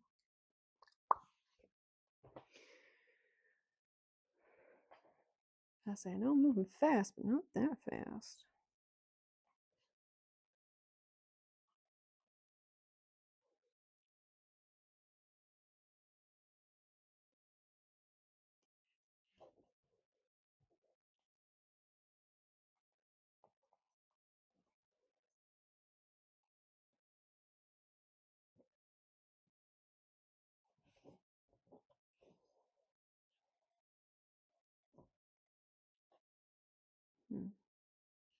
No, it didn't lay right. So we're going to take that out.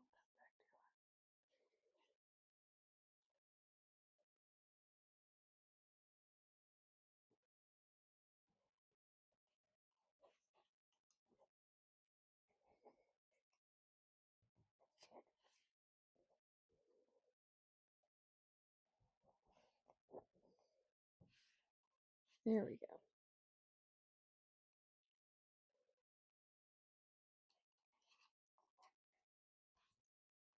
And that one's close enough. Okay. All right. Other armhole is pinned. And now we can stitch.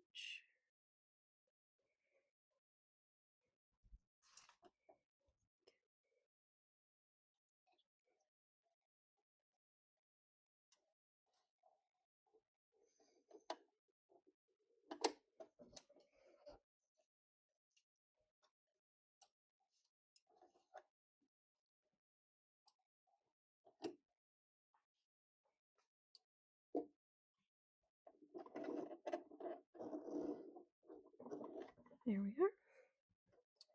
Onward.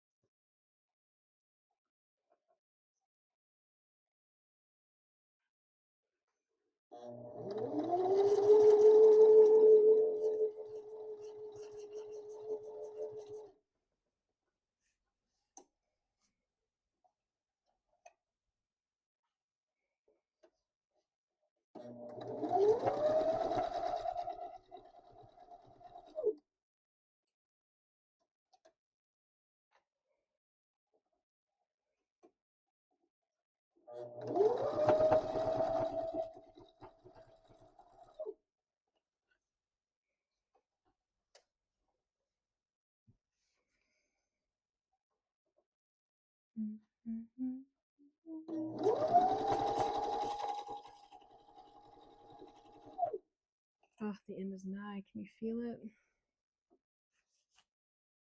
Can you feel it now, Mr.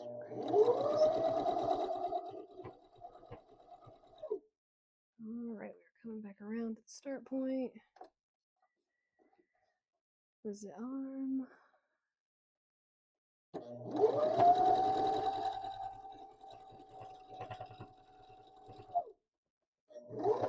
Excellent. Okay.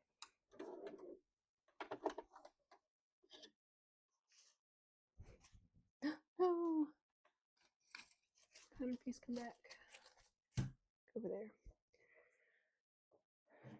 All right. Both the arms are donezo. Now we just got to go back to the neckline. So we'll do the neckline, and then we do the bottom hem, and then we're done.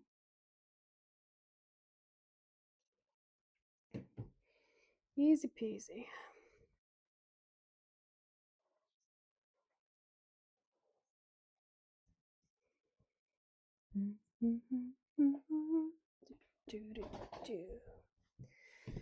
I have quite the jukebox going on in my brain today. Been watching a lot of Despicable Me 4, which I don't know. I still think the first one is the best one.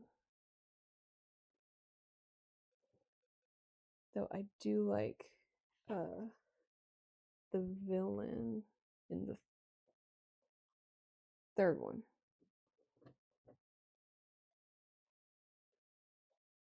What's his name? It's like Billy something, the 80s kid.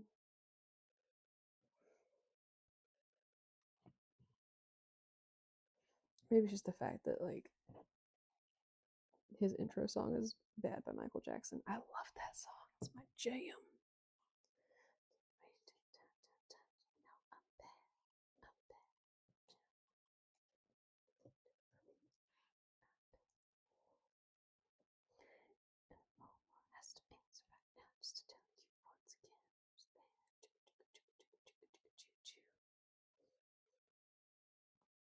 It's definitely the song.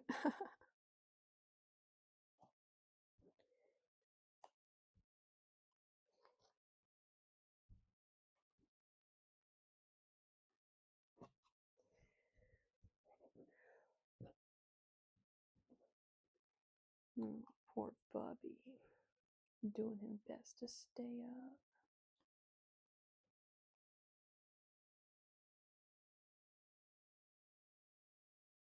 Been going to bed at reasonable times this week because, again, lack of phone. What am I going to look at before bed other than a book? So he's probably over me being up late.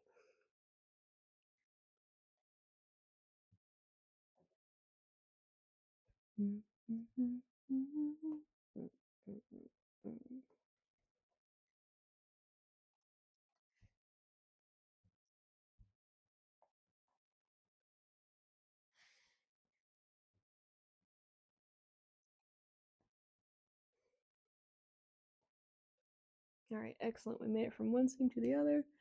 Everything lined up. That's the goal.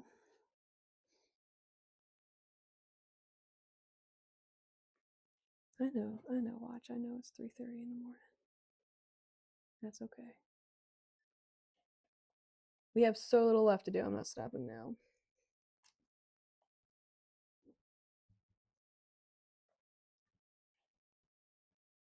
Yeah, we are kind of getting into ASMR mode because my throat hurts.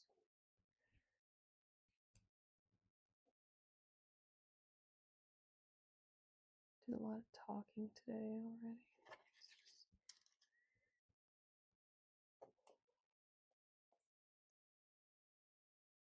Starting to get to me.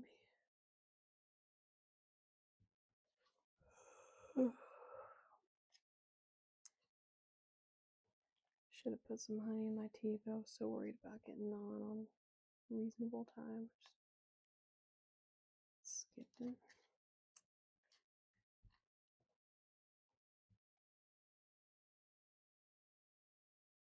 Oh, I tried making streusel for the first time today. Or strudel.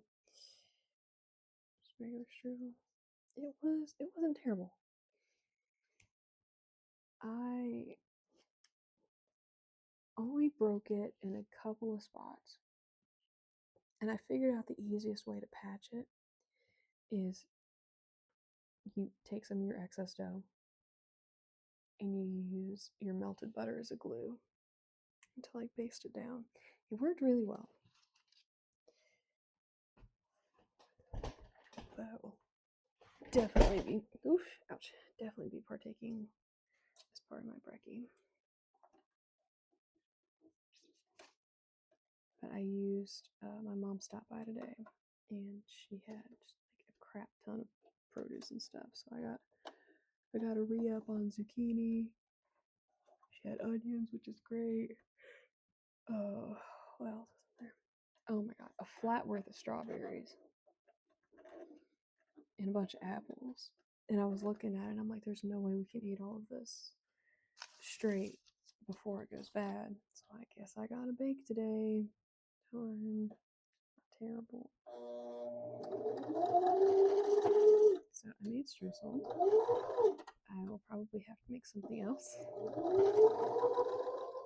At least with the apples. The strawberries, I'm pretty sure the small one will take care of without an issue.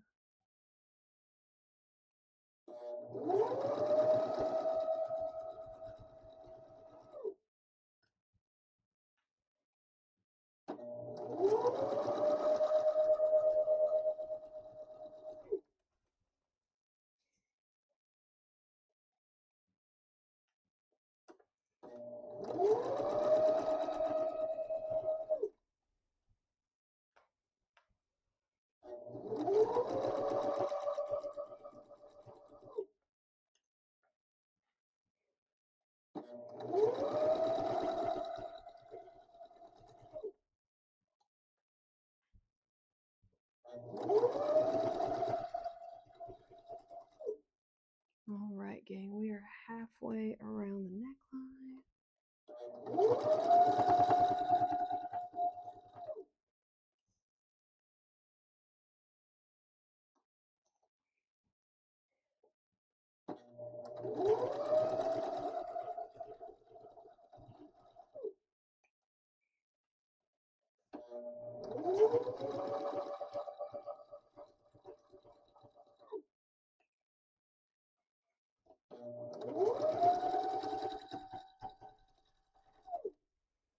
Oh, for those of you that follow me on YouTube, I did not upload last week's stream.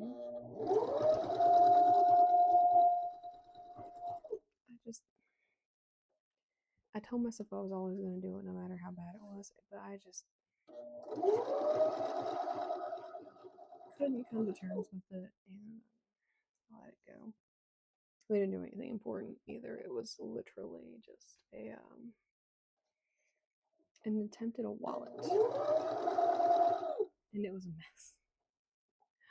And I have another wallet. Just like it. I don't know what I'm going to do with it. decided if I'm going to try it again with some different techniques. Just let it go.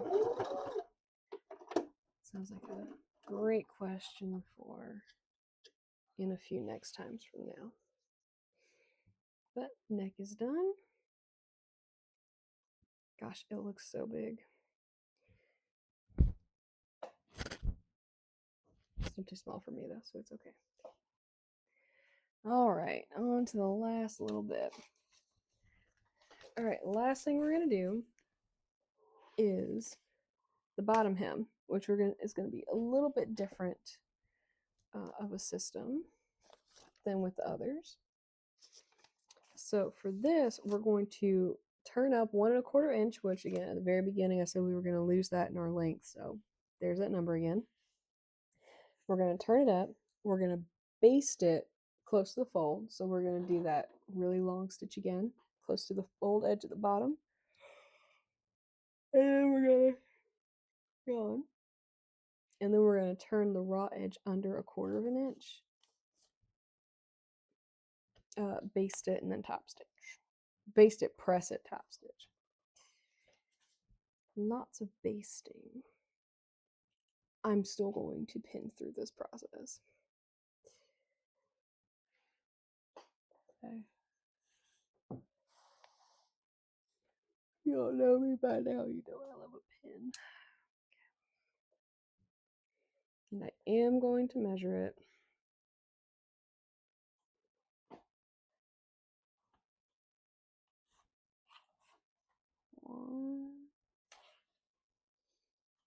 Because you don't realize how much 1 1/4 is until you actually got to do it.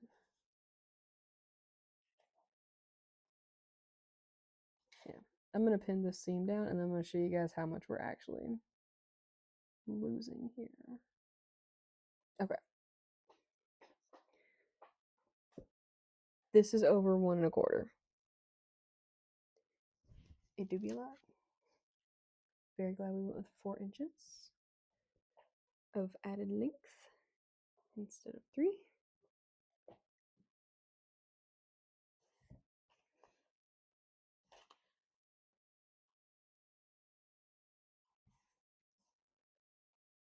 I'm sorry, I feel like I've had my back turned to y'all for a while. This is not my thing. There we go.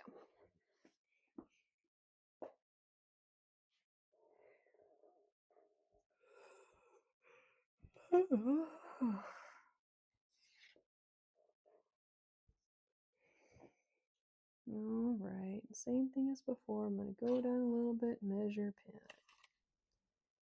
Just as needed.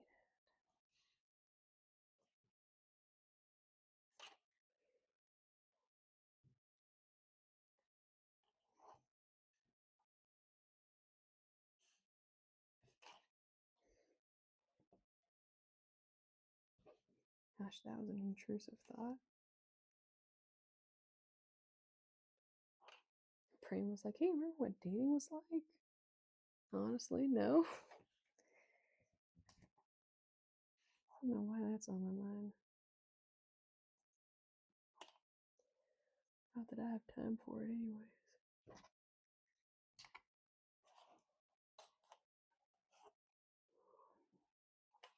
Take a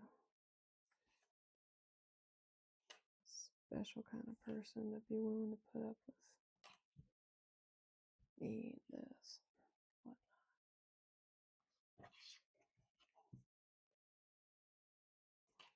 Not dissing myself by any means, it's just the truth of the matter.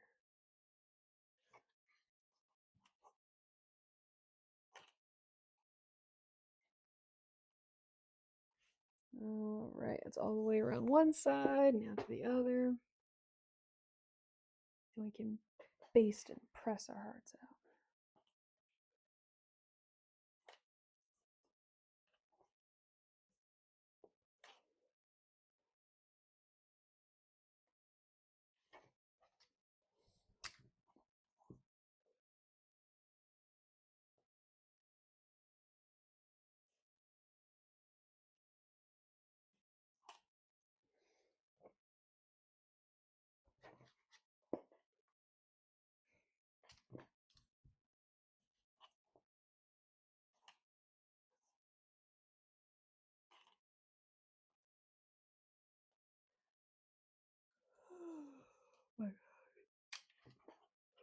The good news is I'm actually tired, and that hasn't happened in a while. I wonder what dreams I'll get this evening.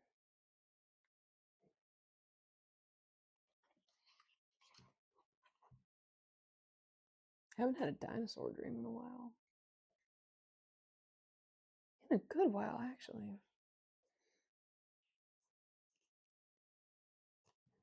They're usually pretty, like, they, like, location-wise, the dinosaur dreams all happen in the same place and whatnot.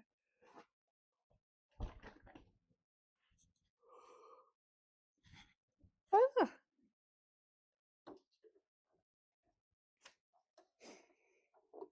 Alright, we based close to the bottom edge. Close to the fold is the instruction version of that. Freezing. And we're not back stitching or anything, we're just full steam ahead based.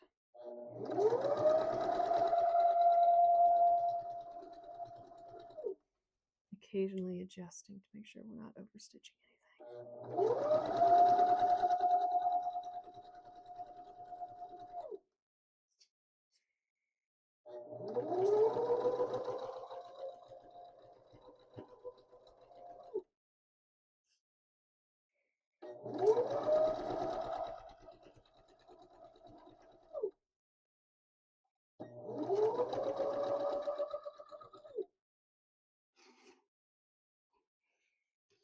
I'm gonna pull it on. There we go. Alright, we're almost back around. I'm gonna have to pull that one pin out because it was just about to come out. In a way that would have been detrimental to the process. Alright, basted.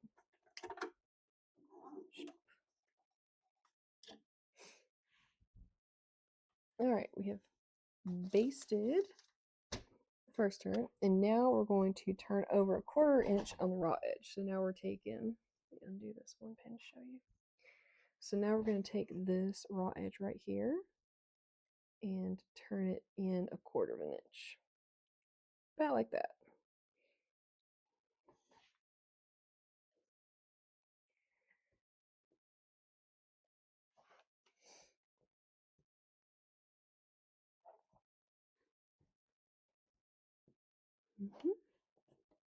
And then we'll fold it back down. And that's going to give us a really pretty hemline. So here's how it looks from the inside. We're kind of using the same rolling technique that we used for the narrow hem. It's just not a narrow hem. But now I'm just going to take a pin out, fold over, put the pin back in.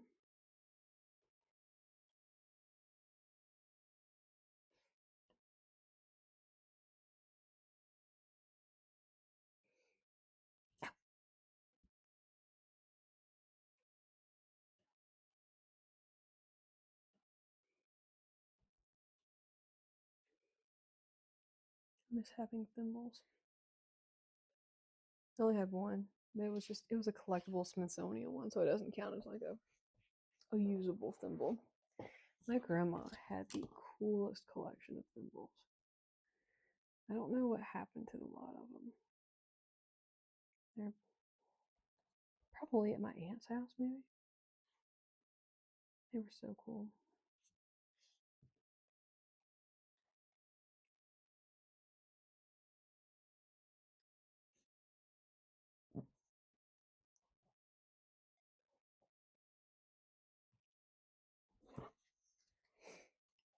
I feel like, yeah, I'm definitely underdoing this.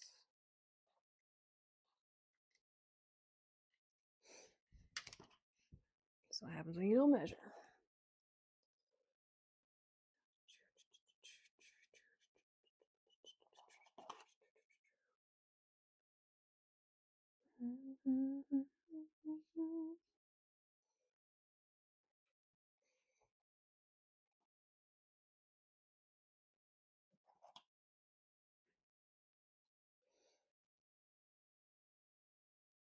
Either that or I overdid that first one. Also a possibility.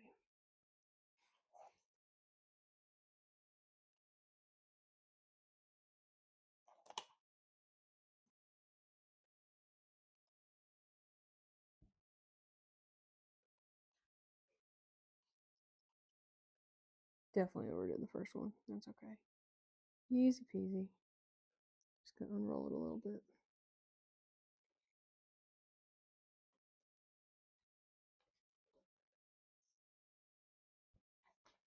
And this one.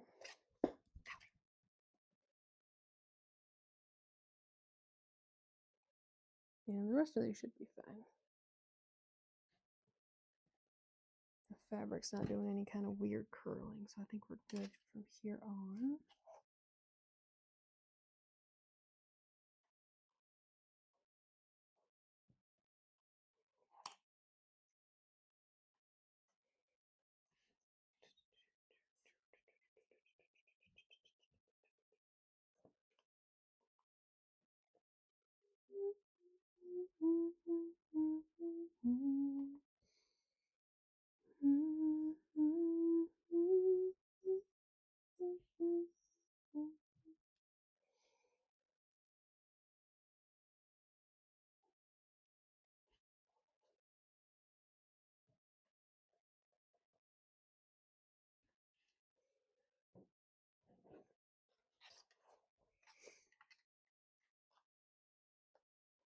Yeah, the next couple of sets of pins.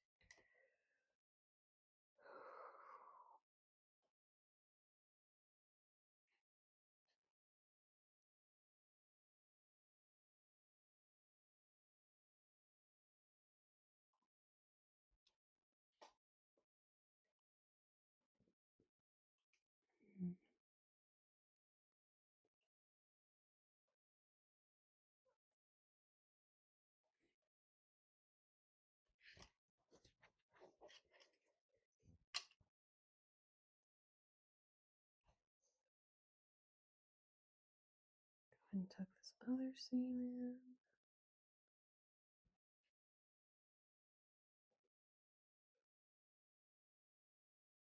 Is it raining again?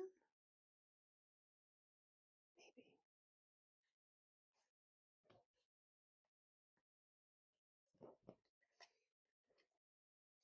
Sure sounds like it.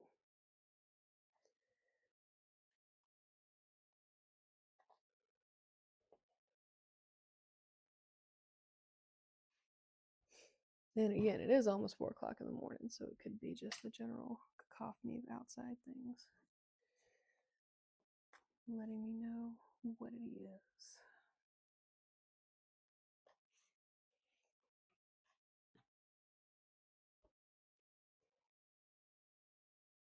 Because we do have a good bit of nighttime wildlife, I'd say. There's at least, I don't know, maybe 2 owls in the neighborhood. A handful of bats.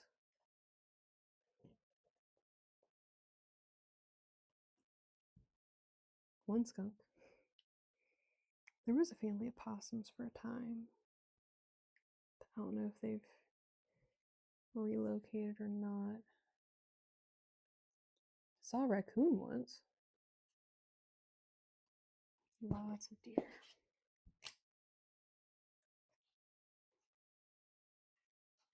Lots of deer.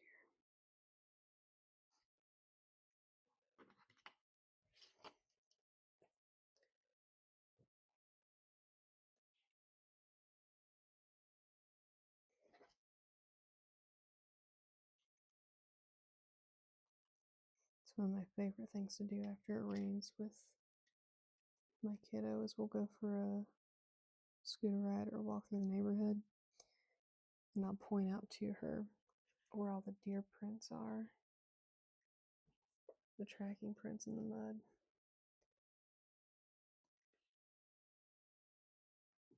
You know, useful information to have.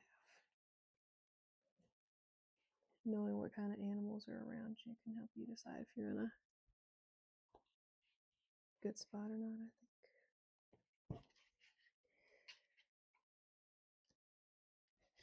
All right, excellent. So we got that 1/4 inch pinned all the way around. Ish. It looks relatively even from here. And crap, didn't want to care if it was to press or not.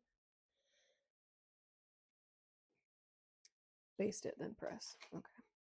So I'm going to turn this on. It is already on and hot. Perfect. Say okay, because this is going to go quick.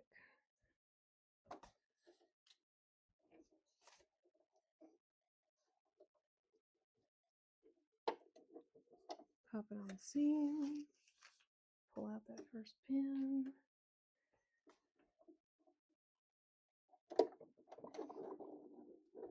Get that first stitch in, and there they go.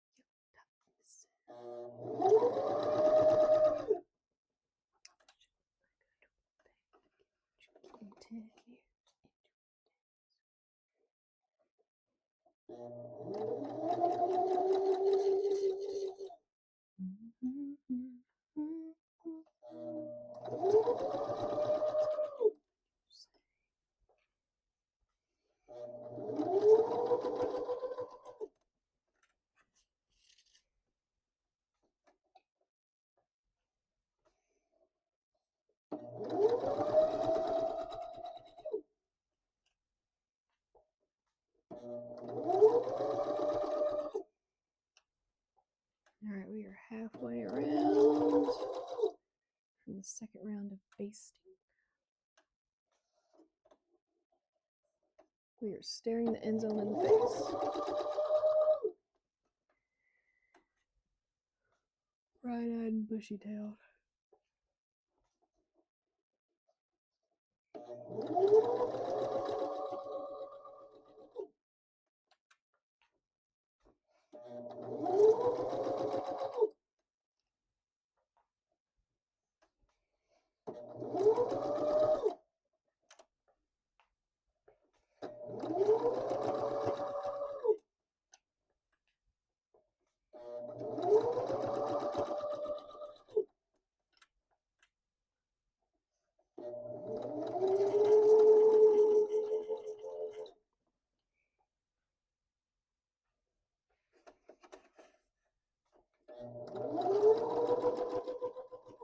All right, last bit.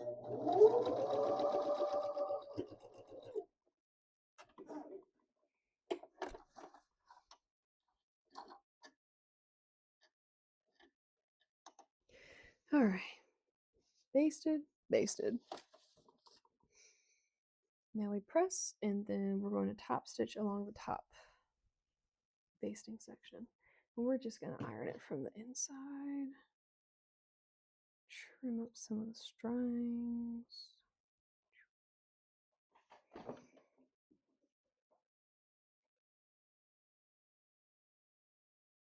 Oh, it's definitely raining again. At the very least, some residual thunder. Most excellent. They need it. Parents need it. Their poor garden. They planted some Florida giants. Breeded watermelon, which I didn't know was a thing. Apparently those suckers can get like anywhere between 60 to 100 pounds. I think Pop said 60 to 80 and Mom said 80 to 100. So I'm hoping for, a crisp 80, right in the middle. But I looked at Pops and I was like, what are we going to do with all that watermelon? We're going to make watermelon juice, watermelon slushies, ice pops, ice cream. Just take a fork or a spoon and go to town. And like they don't drink, but in my head I was like, watermelon wine. I don't have time to make it though, I don't think. I like watching people make meat and stuff. Can't say that I've ever really found the time to do it. Or real desire. unplug you. That got hot. All right, now we're going to turn this right side out. Now you can kind of see before I put this top stitch in. Lengthwise, it's looking good.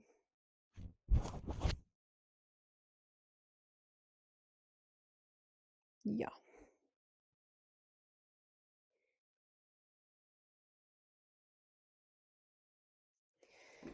Definitely 4 inches was the right way to go. So this pattern should last her for a little bit longer. All right, now we're going to shorten our length up. We're going to top stitch around that top basting line, and then we are done. Dun, dun, dun, dun, dun, dun, dun.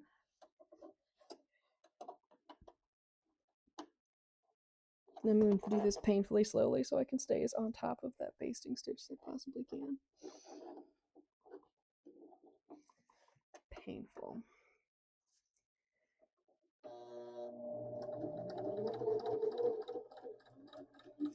And the reason we need to stay still on top of that basting stitch is because, mind you, we only turned over 1/4 inch of fabric onto the back side.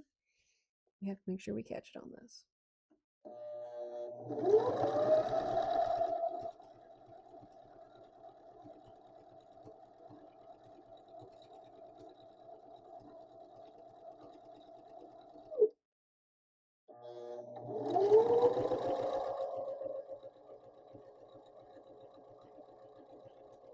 Which it shouldn't be a problem if we basted it properly.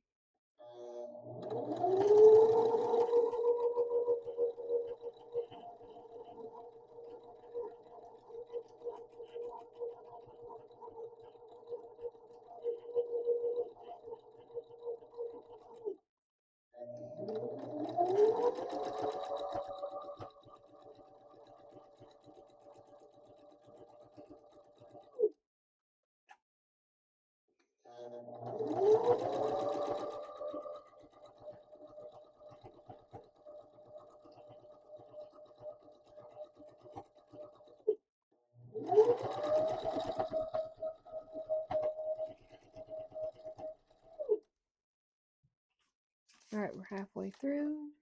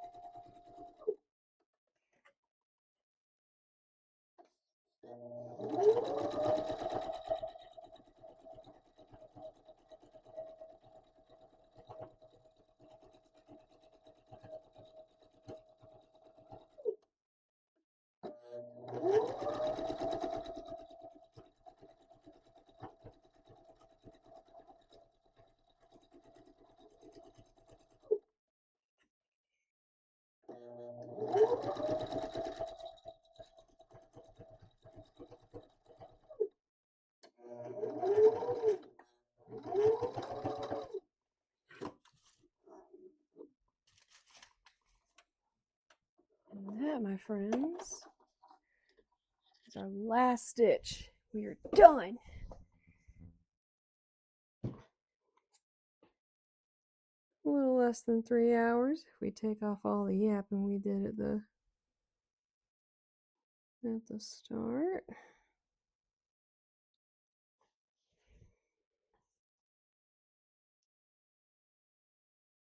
I'm just checking to make sure I caught everything, and I did. Wow, it looks so good. Okay. So I'm not taking the bastings out right now. They'll either fall out in the washing machine or just over time, but trying to pick that out right now. No. No, no, no, no, no, no.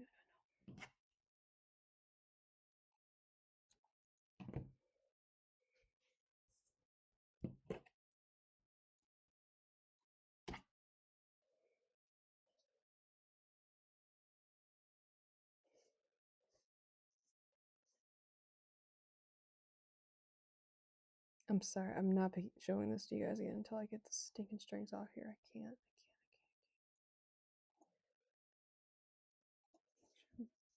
cut myself.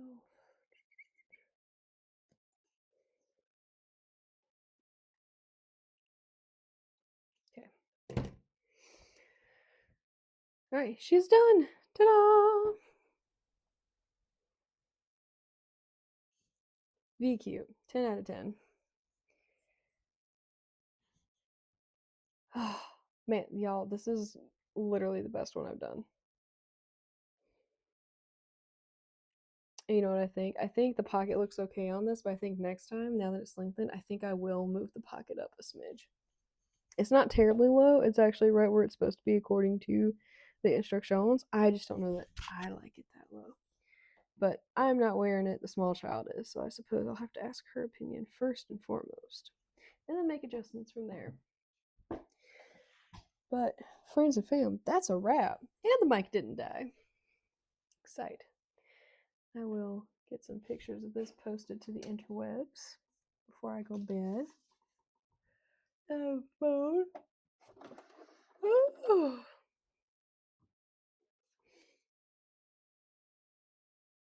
It's 4 o'clock in the morning. I'm ready for sleep.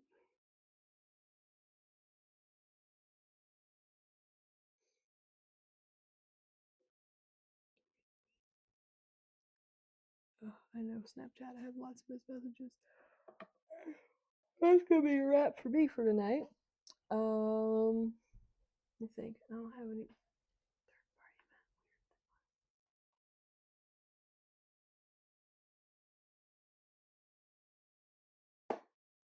Oh, man, made me hydrate. But that's it. That's all I've got. Thank you everyone for watching. Yeah, we got a whole project done in one sitting. Also, my shoulders are looking a little jacked. Okay, well now they're not, but whatever. It looked jacked a second ago. Whatever. So as far as next time, I gotta see what fabric I have that'll work for this. And if I don't have anything that'll work, we're just not gonna do it right now. But I have this. So we've got halters, and then there's also like a tank top situation down here in the corner. Which I'm not crazy about the tank top neckline for E. I like it in D where it's got a little bit of a sloop. But what I really want to try and do is a that way. This one. I think that's gonna make my shoulders look sensational. But what I have to try and find is laundered cotton. Lightweight linen, linen blends, challis crepe, crepe bag, satin, crepe de chine, crepe de chine, jacquards, laundered silk rayons, double georgette, satin, shantung. There you go. I don't know. Let's look and see what the measurements are on this sucker first. Body measurements. Okay, so here's the thing. That other dress I did, that stretchy wood, had a 42-inch bust. I do not have a 42-inch bust. I have more than a 42-inch. So I made the biggest size on the dress, and it was freaking huge. So this is also straight fabric. There's no stretch.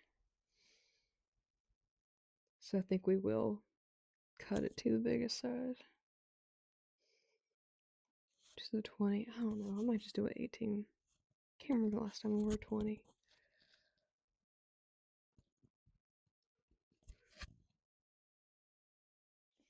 And again, that waistline looks like I'm gonna need to cut that 20 out. We're gonna do the 20. Less heartache that way. And less chance for heartache anyways. And then, shoot. There's 3 different back styles. So for A, the back style is this tie situation. And there's also just like a straight back and the whole neck. So we got options. But A looks like a good start, or even D. Yeah, I still kind of want to do A first. How much fabric do I need for this?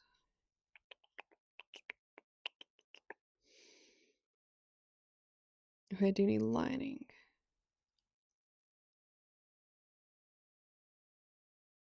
3/4 of a yard of lining, and this only needs 7/8 of a yard. What's 7 and 6? 13. 13/8.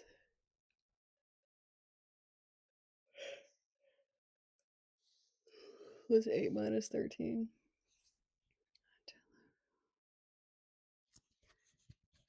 A yard and 5/8.